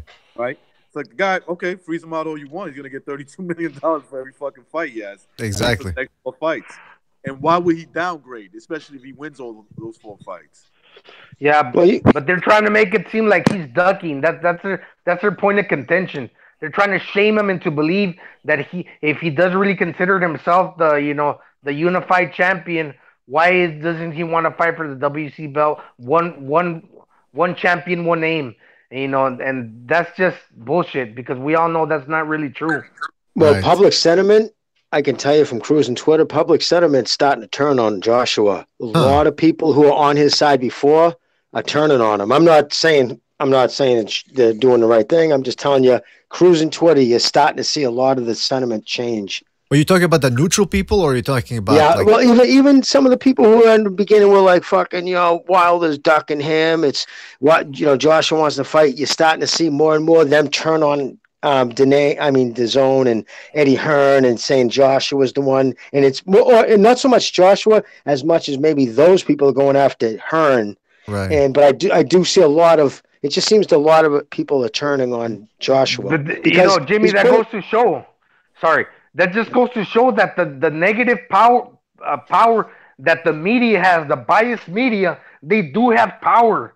They have power to persuade minds into believing bullshit that's not really true. That's what right, pisses me off, man. Well, I mean, the media has the power to do that, right? They can do that with just about anything. They can make the person that's right the villain. That's true. And Yeah. whatever, they have a way of doing that. But I look, Anthony Joshua. I'm not saying the guy's perfect or anything like that. I'm just saying that he's obviously making money. This kid is making money, and he seems like he's willing to fight Deontay Wilder, but he's not gonna give up his A-side advantages for Wilder. You know what I'm saying? He's not going to diminish that. It's like, no, you're going to fight me in the fucking UK. That's it. Right. And you're going to take less of the money. You're going to make a lot of money, but you're not going to make more money than me or as much money as me. Well, and that's what I say, recognize, bro. And then you got to think, if you're Wilder, bro, if you go over there and beat Anthony Joshua, now you're in the fucking driver's seat, bro, and you got call the shots too. So he should, like I've been saying, bro, he should just take whatever they're offering him, go over there and over to the UK and fight, and whatever happens, bro. Like, But that's and then not to mention they already got Wembley and all this shit booked out. That simplifies things, bro. It doesn't complicate them. It simplifies it. Well, I think they're in for a surprise with this big Baby Miller fight. I don't think it's going to do the numbers they think it's going to do. Huh. Well, it's pay-per-view or is the zone? I don't even know. I just don't think it's going to be as popular. I don't even think they're going to sell out Madison Square Garden. Well, I'd be surprised if they do. That's interesting. I mean, that does remain to be seen because at this point, Joshua and Wilder are in a war. Like Gonzalo said, like you guys are saying, it's a war of appearances. You know, it's a war that's being fought in the media. Both guys have their contacts in the media doing the work for them. I don't even know. Somebody break it down for me. What exactly is the problem right now with Joshua and Wilder? Because I mean, you hear all these sides. You hear people saying, "Oh, Wilder's the one that's scared." You hear people say Joshua's the one scared. Who really knows what's going on, right? I mean, we're all just. I'm gonna tell you, like, okay, the thing that I'm always hearing from like the Wilder fans is that he turned down $50 million. But the way I understand that from the mouths of Lou DiBella, Frank Warren. Especially those two, they make Wilder look bad. Okay, first of all, Frank Warren said that the fight was predicated on Anthony Joshua coming to his side, Frank Warren's side, leaving Eddie Hearn. Well, I don't know about Eddie Hearn, but at least leaving Sky Sports behind when the guy has a contract with them. Huh. Then you got Lou DiBella telling Ness, which is a terrible job by Lou DiBella, that when Ness said, wait a second, how can Anthony Joshua leave Sky Sports and do a fight with you guys with Wilder when he's under contract? He says, no, he's not. He wasn't under contract when he clearly was. So anybody could read these contracts. He clearly was under contract. And that guy, what's his name? pretty famous YouTuber, Bruce Vane. He outlined that. I saw his video. That's where I got it from. He outlined how fucking Anthony Joshua has a contract at that time when they're offering him $50 million that depends on whether or not Anthony Joshua leaves Sky Sports for just one fight. Why would Sky Sports do that? That doesn't make any sense. Why would they say, oh, yeah, go get your biggest payday of your career so far? That's why he's under contract. Yeah. You know what? Check this out. That's fine. You're giving us that $50 million that they're giving you. Exactly. Right. I mean, that's basically, you're going to give me that. Why would anybody do business like that? So to me, it was a scheme to make Anthony Joshua look bad. Well, all I know is I go by this. Who do I want to see more? And I'll tell you right now, without a doubt, I'm much more excited to see a Wilder fight right now than I am a Joshua fight. Yeah. His last 3 fights have put me to sleep. He hasn't done nothing exciting as far as I'm concerned since fucking Vlad. And it's what I got. Time is the most important thing I have in my life, and I think everybody has. I don't want to waste it. If you're going to fight fucking Joe, I mean, that kid Parker, whatever. That kid's a fucking. I don't hold that kid very high esteem. That kid Takeem, he couldn't put away that gift knockout. He wasn't really trying. I don't know. At least with Wilder, he might get on Bambi legs sometimes, but at least you know you're going to get a knockout. And he did fight Ortiz, even though he was 103 years old. It's still a lot tougher than anybody who fucking Joshua was fighting. And then he took on fucking Fury. And he's probably going to take him on again. So if I look at this, I'm saying, okay, seems like Wilder's taking on the better opponents. He's in the more exciting fights. No, I don't think Wilder's taking on the better opponents. That's just my personal opinion. Well, not better as a whole. His resume is it's the worst in heavyweight history. His last couple, I'm talking about, taking on fucking Ortiz since since Klitschko. I'm talking about since. Joshua really get everybody's attention. That Klitschko thing put him over the top, right? Mm-hmm. I'm saying right there, you got the world's attention. What have you done to hold it? Yeah, that's a good point. Well, I think he's done his part. He can't listen. He cannot force like Wilder to take his deal. You know what I'm saying? Wilder. What about Dillian White? Fight somebody. I know. Then again, there's nobody in that fucking Dillian division. White, I think Dillian White played his hand. He played his cards all wrong. In my opinion, first of all, the last time you guys were in the ring, he's knocking you out, bro. Like if they offered you $5 million or whatever it was, you take the deal. Yeah, that's what you do. You take the deal. So in Joshua's case, he doesn't really need. And I'm not trying to sound like a Joshua fanboy. I'm not. All right. I think they play A-side politics just like everybody else does. He doesn't owe this guy Dillian White anything at all. And Deontay Wilder cannot talk, and his fans cannot talk. They clearly ducked Dillian White. That's without a doubt. They ducked Dillian White. Okay, they didn't want to fight. They didn't want to take that risk. A fight that I think Wilder should be able to win, but definitely White is a threat. I think what's going on here is that Anthony Joshua is. Does he share some of the blame? I think so too, because, first of all, to me, these guys are like, as of now, especially when it comes to Anthony Joshua, he's proven himself with that victory against Povetkin, in my opinion. Okay, that's my opinion. Povetkin was pretty much unbeaten ever since he lost to Vladimir Klitschko. I forgot about Povetkin. That's right. Yeah, I forgot about that fight. That fight to me put him. I thought that was a very good win for him. I thought so too. Yeah. I totally forgot about that, dude.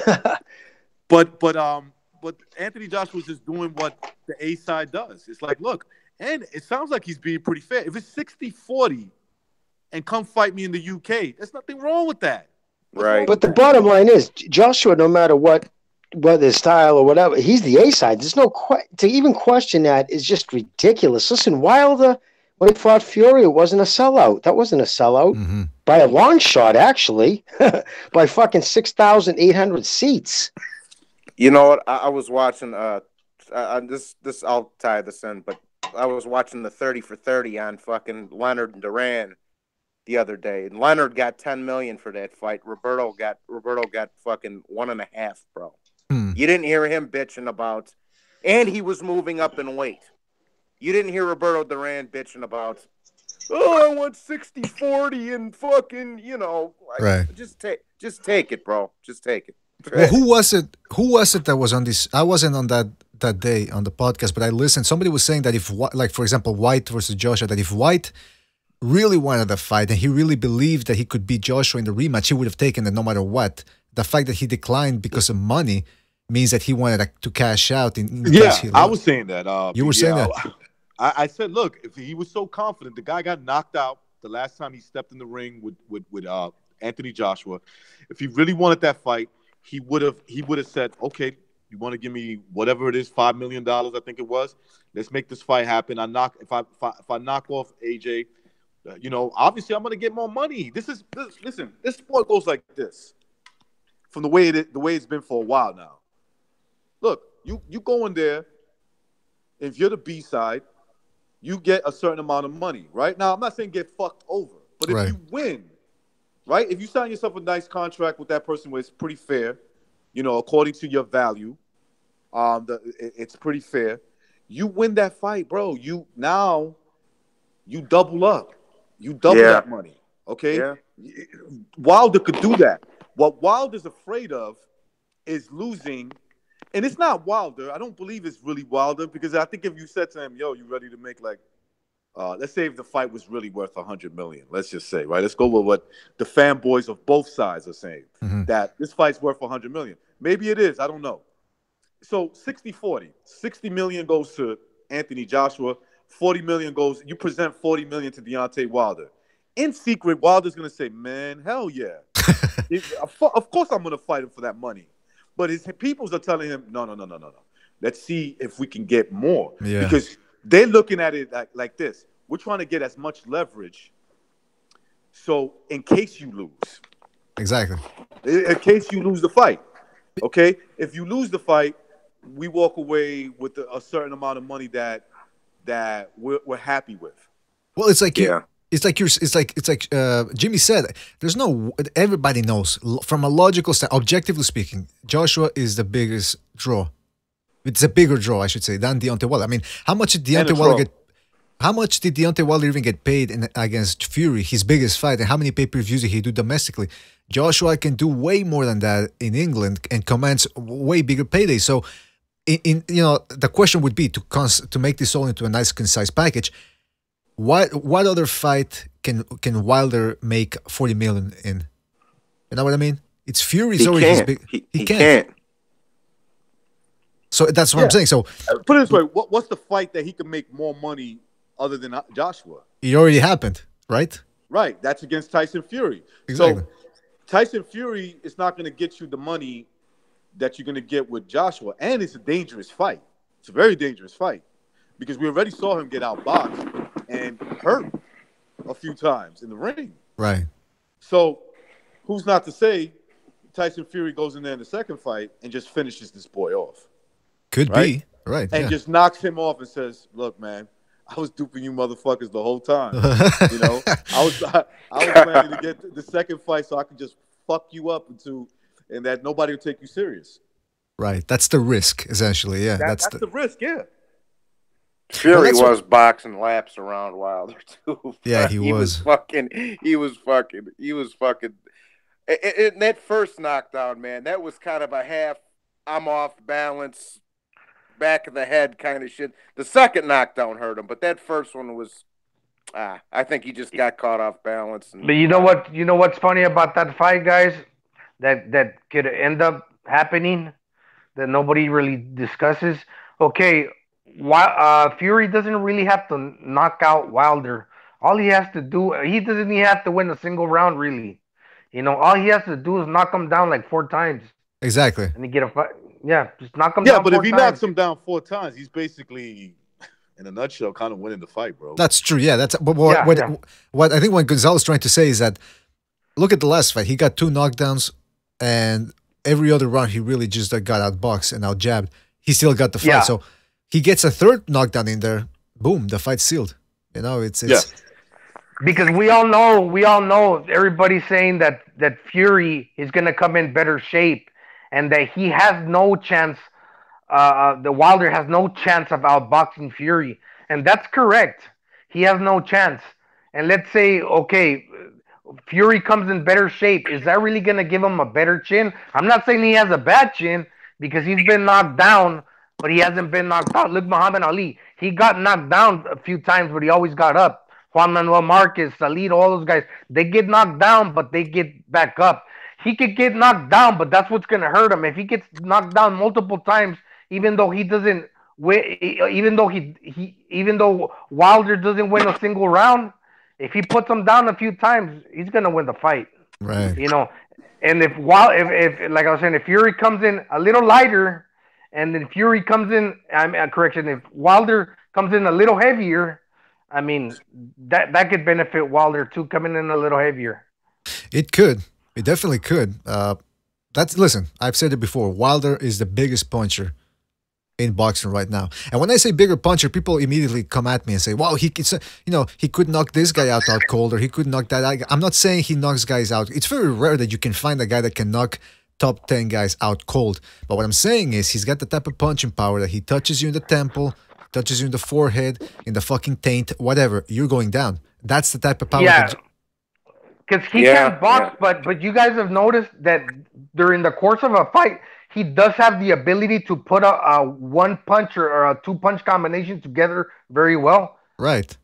And pretty quickly. At some point, yeah. And very quickly, because it's one thing to have the power, it's another thing to hit a professional fighter who's used to evading, blocking, rolling with the shots. The fact that he dropped Tyson Fury twice, who's a pretty good defensive fighter. Yes, he fucked up, especially in that first, actually in both knockdowns, he fucked up because he was dipping down, leaving his temple exposed. But the fact that he could get those punches through, whereas Vladimir Klitschko couldn't do it, just goes to show you how heavy-handed this fucking guy is. I'm not gonna let anybody come in here and tell me that the guy's not a big puncher. It's just not gonna happen. It's not gonna happen. It's not gonna happen. Go ahead, try it. Just fucking forget about it. Forget about it, eh? Yeah, because Fury could come in shape, but is that really gonna give him a better chin? Right. You know.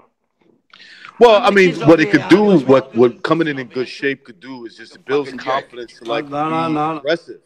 To be aggressive. Was that? No, what I'm saying is that being in good shape, right, mentally can make you. It makes you a better person. It makes you a better fighter. It makes you more aggressive, more confident.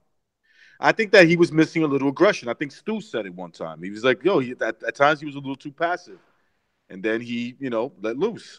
He didn't let loose the way he should have. Is what I'm trying to say.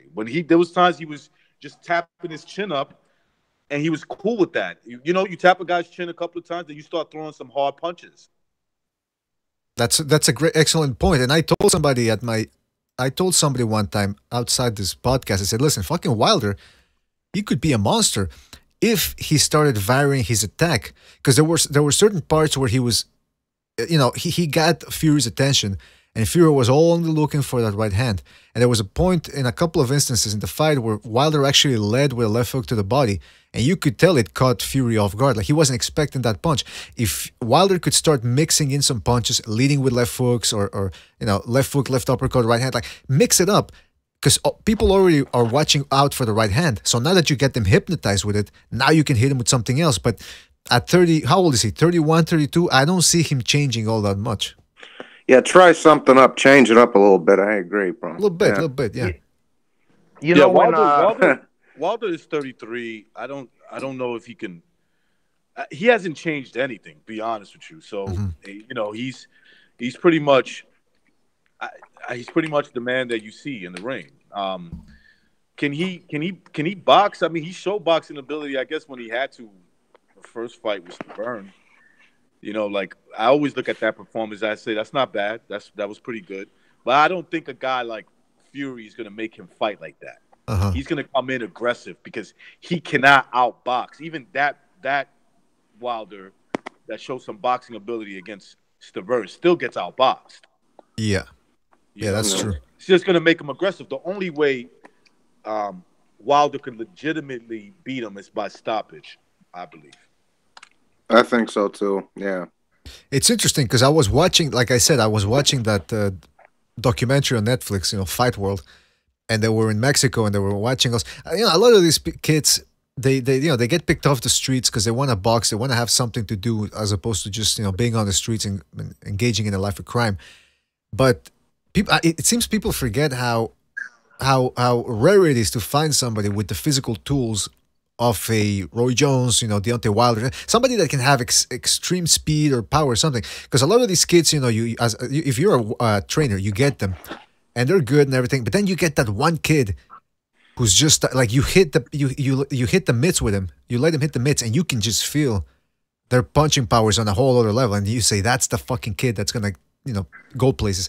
And that's Deontay Wilder. He has that type of power. His reflexes are pretty good too, but he just needs to mix it up. And his trainer, Mark Breland, you would expect a guy like that to be able to instill something else in him. I guess what I'm trying to say is it's not as easy as it looks. Just because a guy has physical gifts doesn't mean that it's as easy as it looks to make him change. He doesn't have a bad chin because look at for his weight, 210 pounds, basically. For a guy to handle the punches that he's been able to take for a guy his size, it's not really a bad chin. Exactly. Most guys would go down, I think. Yeah, and Ortiz had him on Queer Street too, bro. So I mean, he can take a decent shot. I'm not saying he's got a Gennady Golovkin chin, but he can take a decent punch. Yeah, it's been his chin has been turned into a meme about how it's a glass chin. I actually think it's more his defensive liabilities that cause him to get stunned, but his chin is actually, and his recuperative powers are pretty good too. So yeah, I agree. Yeah, I think after this, that's why I think he's a bad styles matchup for Anthony Joshua. I could be wrong, but I think he's a bad styles matchup. Well, see, that's the thing. Bad for who? Recognize AJ or it's bad for Wilder. It's going to be bad for Wilder. Yeah, because he's gonna if he's smart, jab him, feint, jab, commit to those overhand rights, keep doing, back up a little bit. Keep doing it again, and I think he's young enough, strong enough to keep him hurt, buzzed, and he won't do what Fury did, which would be comfortable outboxing him. He's gonna try to knock him out. Yeah. Remember when he got that Charlie Zelenoff guy and he hit him, and how the Charlie Zelenoff guy got on the ground and he just basically said, "I don't want no more." Right. That's crazy. That kid would put up a fight and sucker punch anybody, and after he would just kind of do some weird things, but here he just I guess he felt his punch and he was like, fuck that, I ain't playing no games with this guy. Well, look at Charlie Zelenoff first of all. I mean, look at his size compared to Wilder's size. Exactly. That was a bad example. Yeah, that doesn't bode well for Wilder's. But then again, Charlie Zelenoff, I've said it before, I think he's schizophrenic. I'm pretty sure he's schizophrenic. So he's got that. Even if he's crazy, Wilder's crazy. Right. But that's what I'm saying. So it doesn't make a difference. You act crazy with Wilder, and you're not as big as him. That's just gonna amp him up. This is gonna beat the crap out of you. He sparred a bunch of other guys, weightlifters, big guys, and he could usually go for a little bit. But here, I mean, he's fighting somebody. Obviously, he's a heavyweight, a lot bigger. But you could just see the difference between the heavyweight champion and everybody else. I still think that's a bad example. Wilder was capable he knew Wilder was capable of beating him up until he was totally unconscious. That's what. Yeah. Even if you're a retard like Zelenoff, you knew that. You're right. saying, like some people have mercy on a retard, right? They'll just be like, "Am I saying that the right way?" Yeah, I was gonna say. Like mentally challenged people. Excuse me. PC recognized. Yeah. But they would have mercy. I don't think Wilder. I don't think he has the IQ for that. He's the type of person that he once he goes beast mode, he's going beast mode. That's it. I was gonna say, recognize that's one of his advantages. His confidence kind of plays into his narrow-mindedness. Wilder, Oh, those are the most dangerous people especially when it comes to violence. Yeah, he's not the brightest guy out there, but whatever his limitations are, he's kind of that. Kind of helps him. Listen, man, I could tell you something that I observed. And I've had a few professionals tell me you're exactly right. The most dangerous people are the people that don't have the concept of understanding understanding the situation. Like a person is much weaker than you, or this person doesn't want to fight you. He doesn't cause you. He's not a threat to your life. Those people can rationalize anything because they're not thinking. They're not just thinking. They're just like, you disrespected me. You're in my way. I'm gonna crush you.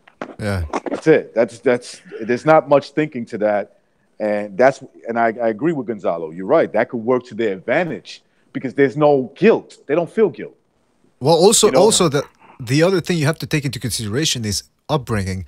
You know, some of these guys, like you said, right now, the dangerous guys are the guys that aren't thinking. They just switch. Like if you push them accidentally or whatever, and they switch into that, I'm gonna fuck you up. Yeah. Most of the time, those guys are from harsh upbringings where taking a beating is just, you know, it happens every day. They're used to taking punishment, whereas most people who have never been in a fight before, they don't know. You know, you ever see those guys? They take a punch and they turn around or they turn away. Like those are the guys that are just gonna get eaten up by a guy who's used to taking punishment. And so sometimes when you fight guys, animals like that, it's fuck that. You have to knock him out because otherwise they will just keep coming and coming. Because for them, taking a punch is nothing. They're used to it.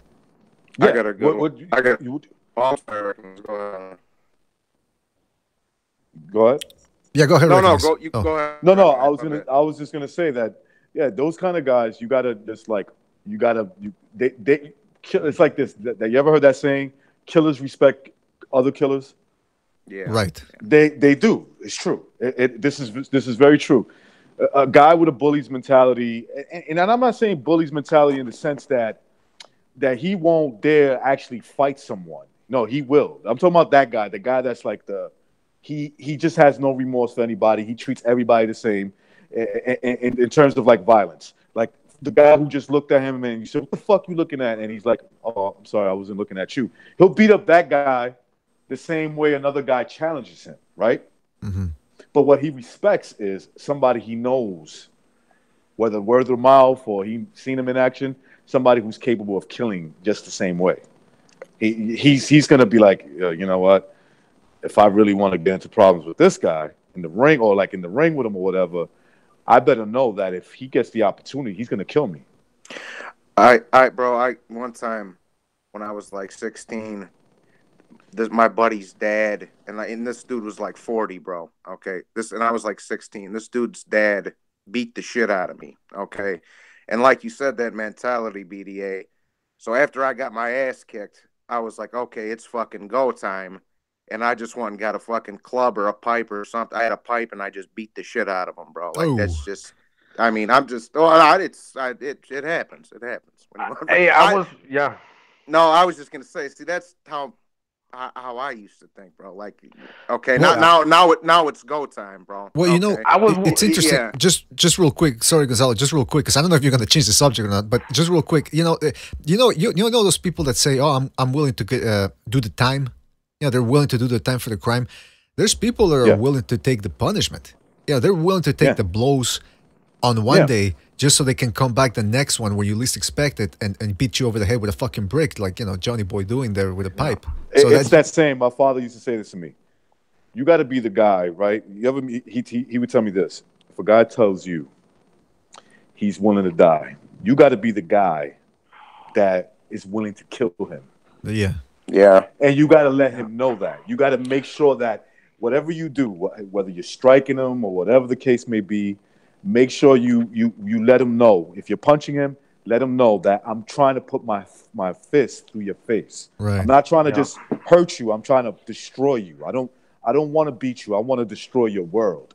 That's how you treat guys like that. And they will respect you. Don't get me wrong. They might not back off unless they have to. They have no choice. You caught him with such a shot that you broke his face. You know, that's different.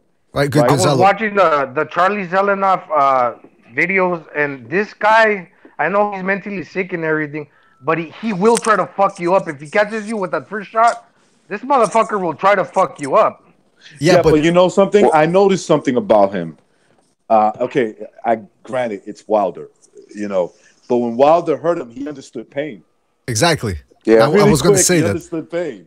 But I was going to say that. That's why I tell you the guy's crazy, because first of all, he's I've told you before that I've seen videos that I think they're deleted, but you can still find him, I think, on YouTube in certain parts where he's saying that he's Jesus Christ and everything. Like everything he says, you can tell he's not kidding. He called Tom Cruise Dominican. Oh, really? All right, that right there proves he's insane. But and what about Brad Pitt? Brad Pitt, what is he, like Guatemalan or something? But Brad Pitt is Mexican, I think. Guatemala. Also, I'm not saying he has skills. I'm not saying he's a skillful fighter, but he can throw a 1-2 pretty good when he's. He can. Wait a minute. When have you ever seen him throw a 1-2? I've never seen him throw anything other than fucking hooks. That's all I see him throwing. Hooks. Well, at BDA, like I say, and I'm not condoning any of that shit that I was just talking about, but I was a little kid. I was like 16, like I say. Come on. You said it. And this. Well, no, I'm just saying. And then I was like, well, should I tell my dad? And I was like, no, if I tell my dad, he's probably gonna go over there and fucking blast him, bro. Right. So, yeah. So I was like, well, I better just take care of this shit myself. And like I said, this dude was like 40. Now, when Wilder hit that dummy from Televisa Deportes or TV Azteca, that was kind of ruthless right there. That was beautiful, man. And I don't know if these TV people are setting him up for that. Whose fault that was? Yeah, that's Wilder going Wilder. That's it. Exactly. Yeah, you can tell he's not like you're saying. He's not thinking. Don't play with him. Don't let him punch anybody, please. poor fucking mascot. He just got knocked. I hope they paid him well, man. Because I mean, fuck. I forgot about that shit. Yo, Wilder punched that. He punched him like I don't give a fuck who was in there. Boom! Hold that shit. He cold clocked him, bro. I've seen that. And did you see what Wilder did? Did you see when he like a soldier? He put his feet together, turned around, and kept him. No, that's how he really thinks. Exactly. You know yeah. You don't play with him. Listen, you don't play with men like that. I would never tell him. Go ahead. Why don't you punch one of my mascots when there's a human being inside there? I know what's gonna happen. Did you hear what this idiot just said? Yeah. It's funny because when people say, you know how they say that Deontay Wilder would beat Mike Tyson. Every time I think about that, I picture myself. How would have Mike Tyson done if he would have hit the dummy like Wilder did? The same exact thing. They would have gone to Tyson. Look, hit this dummy. What do you think Tyson would have done to that guy? I think Tyson would have done worse damage. Crazy, yeah. 90s Tyson might have killed him. 1990s Tyson would have done that. But I will correct you on one other thing there, recognized. I do disagree on Wilder being crazy scary. I don't think he's that type of crazy where he won't stop, because he did look discouraged against Tyson. No, you're right. I'm not saying that he's not. I think there's a human side to Wilder. Like, he's not gonna beat you up until you know. But I'm not, at the same time, I'm not gonna let him even punch me one time. I'm not gonna say, yeah. Wilder, I always wanted to know what you punch like. No. Yeah, hell no. No. He might, with that one punch, he could break a cheekbone. He could break my eye socket. Now that's the thing. Break my fucking jaw. That's painful. You know how painful it is to get anything broken in your face? Listen, this is the thing. When you started this show, the first time, you said you were 6'1", and every day you started adding another inch. So how many more days until you get to Wilder's height so you can actually take him on a fight? Actually, I'm 5'2", so there's no way I'm... he's Isaac Dog, man. He's Isaac Dog. I'm not letting a guy like Wilder playing around punch me. Remember, he doesn't know his own strength. A lot of these guys don't. You know, he could think like, oh, I know what I'm gonna do.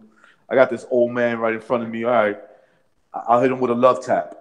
His love tap could be like for me, it could be like getting hit by Mike Tyson, right? Like in his prime.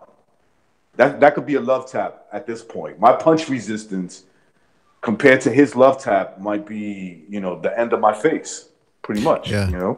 Yeah, unless you have a chin like BDA's, you don't let Wilder hit you in the face. That's not going to happen. It's a bad you mistake. You got to have a chin like BDA. That's right. Oh, I've taken some licks in my day. Let me tell you that much. My only weak point, and I probably shouldn't say this, but my weak point, I'm like Miguel Cotto. Good chin, but it's those temple shots. You got to watch out for those temple shots. Well, the temple shots always do it. Yeah. Yeah, there's no way to protect. What did De Niro say in Raging Bull? I'm going to open his fucking hole like this. You got to rewatch that fucking movie. It's been a while. Oh, that's one of my favorites, BDA. I love that fucking movie. All right, now I listen. think Mikey Garcia said it good. To be a world champion, you need at least like 3 to 4 qualities. You can't do it on punching power alone. You can't do it on speed alone. You have to have at least 3 to 4 combination of natural abilities. Mm-hmm. That's what I've said in the fucking past. You should have said BDA said that instead of Mikey Garcia. You can't just have skills. We talked about that in another podcast. You can't just have.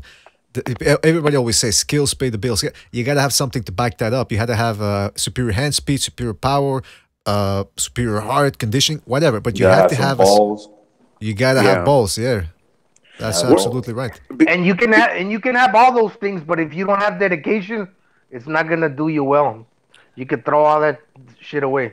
Exactly. All that talent away. Where the fuck is Stu been, BDA? I haven't seen him in a while. Well, wasn't he on? I think he only comes on when Bucho's hosting. Him and Bucho got like a bromance thing. He likes Bucho. He likes Bucho more than you. He likes Bucho. He likes I'm starting problems on BDA. Listen, if you like Bucho better than me, you're fucking insane. What do you want me to tell you? That's what I say. Exactly. Thank you. There you go. See, recognize he's on my side. That's right. I'm looking forward to seeing you in action. Jack says you got a great big cock. All right, now I'm just playing fucking sounds. Whoa. You guys know what the next fights are gonna be? I was just gonna ask that. Is there any shit next weekend or what? All right, so I'm glad you asked that because we do have to go. I know what the next fight's gonna be. Do you really, or? Yeah, John Gonzalez and X. What is it? John Gonzalez is ready to kill each other. And John Gonzalez is a good guy, man. I don't know why X is. I like X. I think he's got moxie. I tell you, X is a piece of shit. He starts trouble with everybody. Are you saying me and him are cool now, but eventually he's gonna turn on me? I'm telling you, you saw him do it to me. All right, we'll see then. Was that X calling you fucking La Bamba in the chat? No, he calls John Gonzalez La Bamba. That's a pretty good one. I can't even lie. That's pretty good. All right, now listen. And Gonzalez calls him Homo X. Hey Johnny, do you know who? Can you put out who won? Right, or you can't do that. BDA. I don't want to spoil. Yeah. I'm gonna look it up. I'm gonna look at the fight now, so please don't spoil it. I won't say shit. Yeah. All right, now listen. We do have to go. I gotta take a wicked shit. But we'll be back. So hopefully midweek. Santa Cruz said that there's gonna be a fight next week. It's Santa Cruz versus Rafael Rivera. Pretty shitty fight. Omar Figueroa Jr. versus John Molina Jr. That should be interesting. You have the always tough Omar Figueroa. He's back, man. You got Cesar Juarez, who's always a tough guy, against Ryusuke Iwasa. So if this guy's got the Japanese Bushido spirit, it should be a hell of a fight. No, he should. What are you laughing? What else? And of February, again, after that, there's not that much going on. Anthony Dirrell versus Avni Yildirim on February the 23rd. I think we all know how that's going to go. Then we have Anthony Yard on ESPN Plus on the 23rd.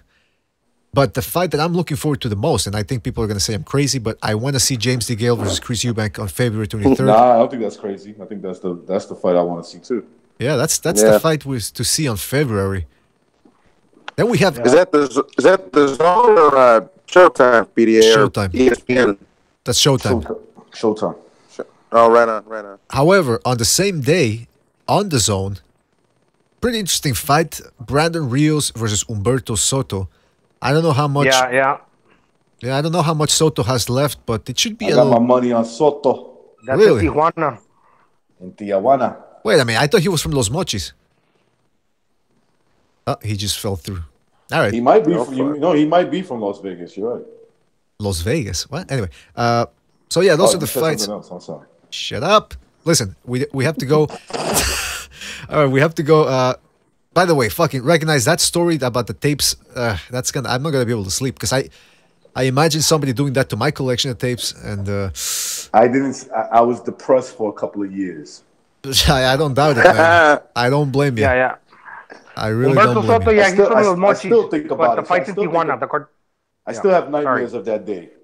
I wake up every once in a while and I get nightmares. I'm like, fuck you wake up in a cold sweat. Yeah, that bad. Check the closet. Check in the closet. I still check the closet just in case, you know. Yeah, she's gonna come back for the rest of your tapes. She's gonna come back for the Rocco Siffredi tapes. Yeah, I'm like, you know something? I said I forgive you, but I will never forgive you for that, you bitch. Oh, the language. All right. Sorry. No, that's okay.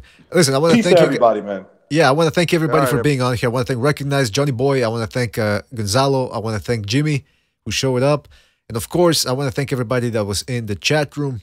Real quick, Zapata Boxing, Azzy, The Quags, Shepherd of Sons, Violence News Network, Steven Schneider. I want to thank Quags too for the donation, and Gonzalo donated too as well. Thank you, Gonzalo, for keeping and Quags for keeping the gravy train rolling. Box 88, Juan Castellanos, G Boogie, Campos Vasquez, Violence News Network, Hawker Mustang, You Can Do It, Corky, and many more people. Thank you for being on. The Punisher, Tell J, Ray, haven't seen Ray in a while. Shout out to him. So thanks a lot, guys. All right, bro. Peace. See ya, man. Don't forget to subscribe to BDA Live. Don't forget to subscribe to BDA. Check out our Patreon page, or what's it called the other one? PayPal as well. Don't forget to download the episodes on Spreaker and iTunes. And we will see you on the next one, folks. Take care. Have a good night.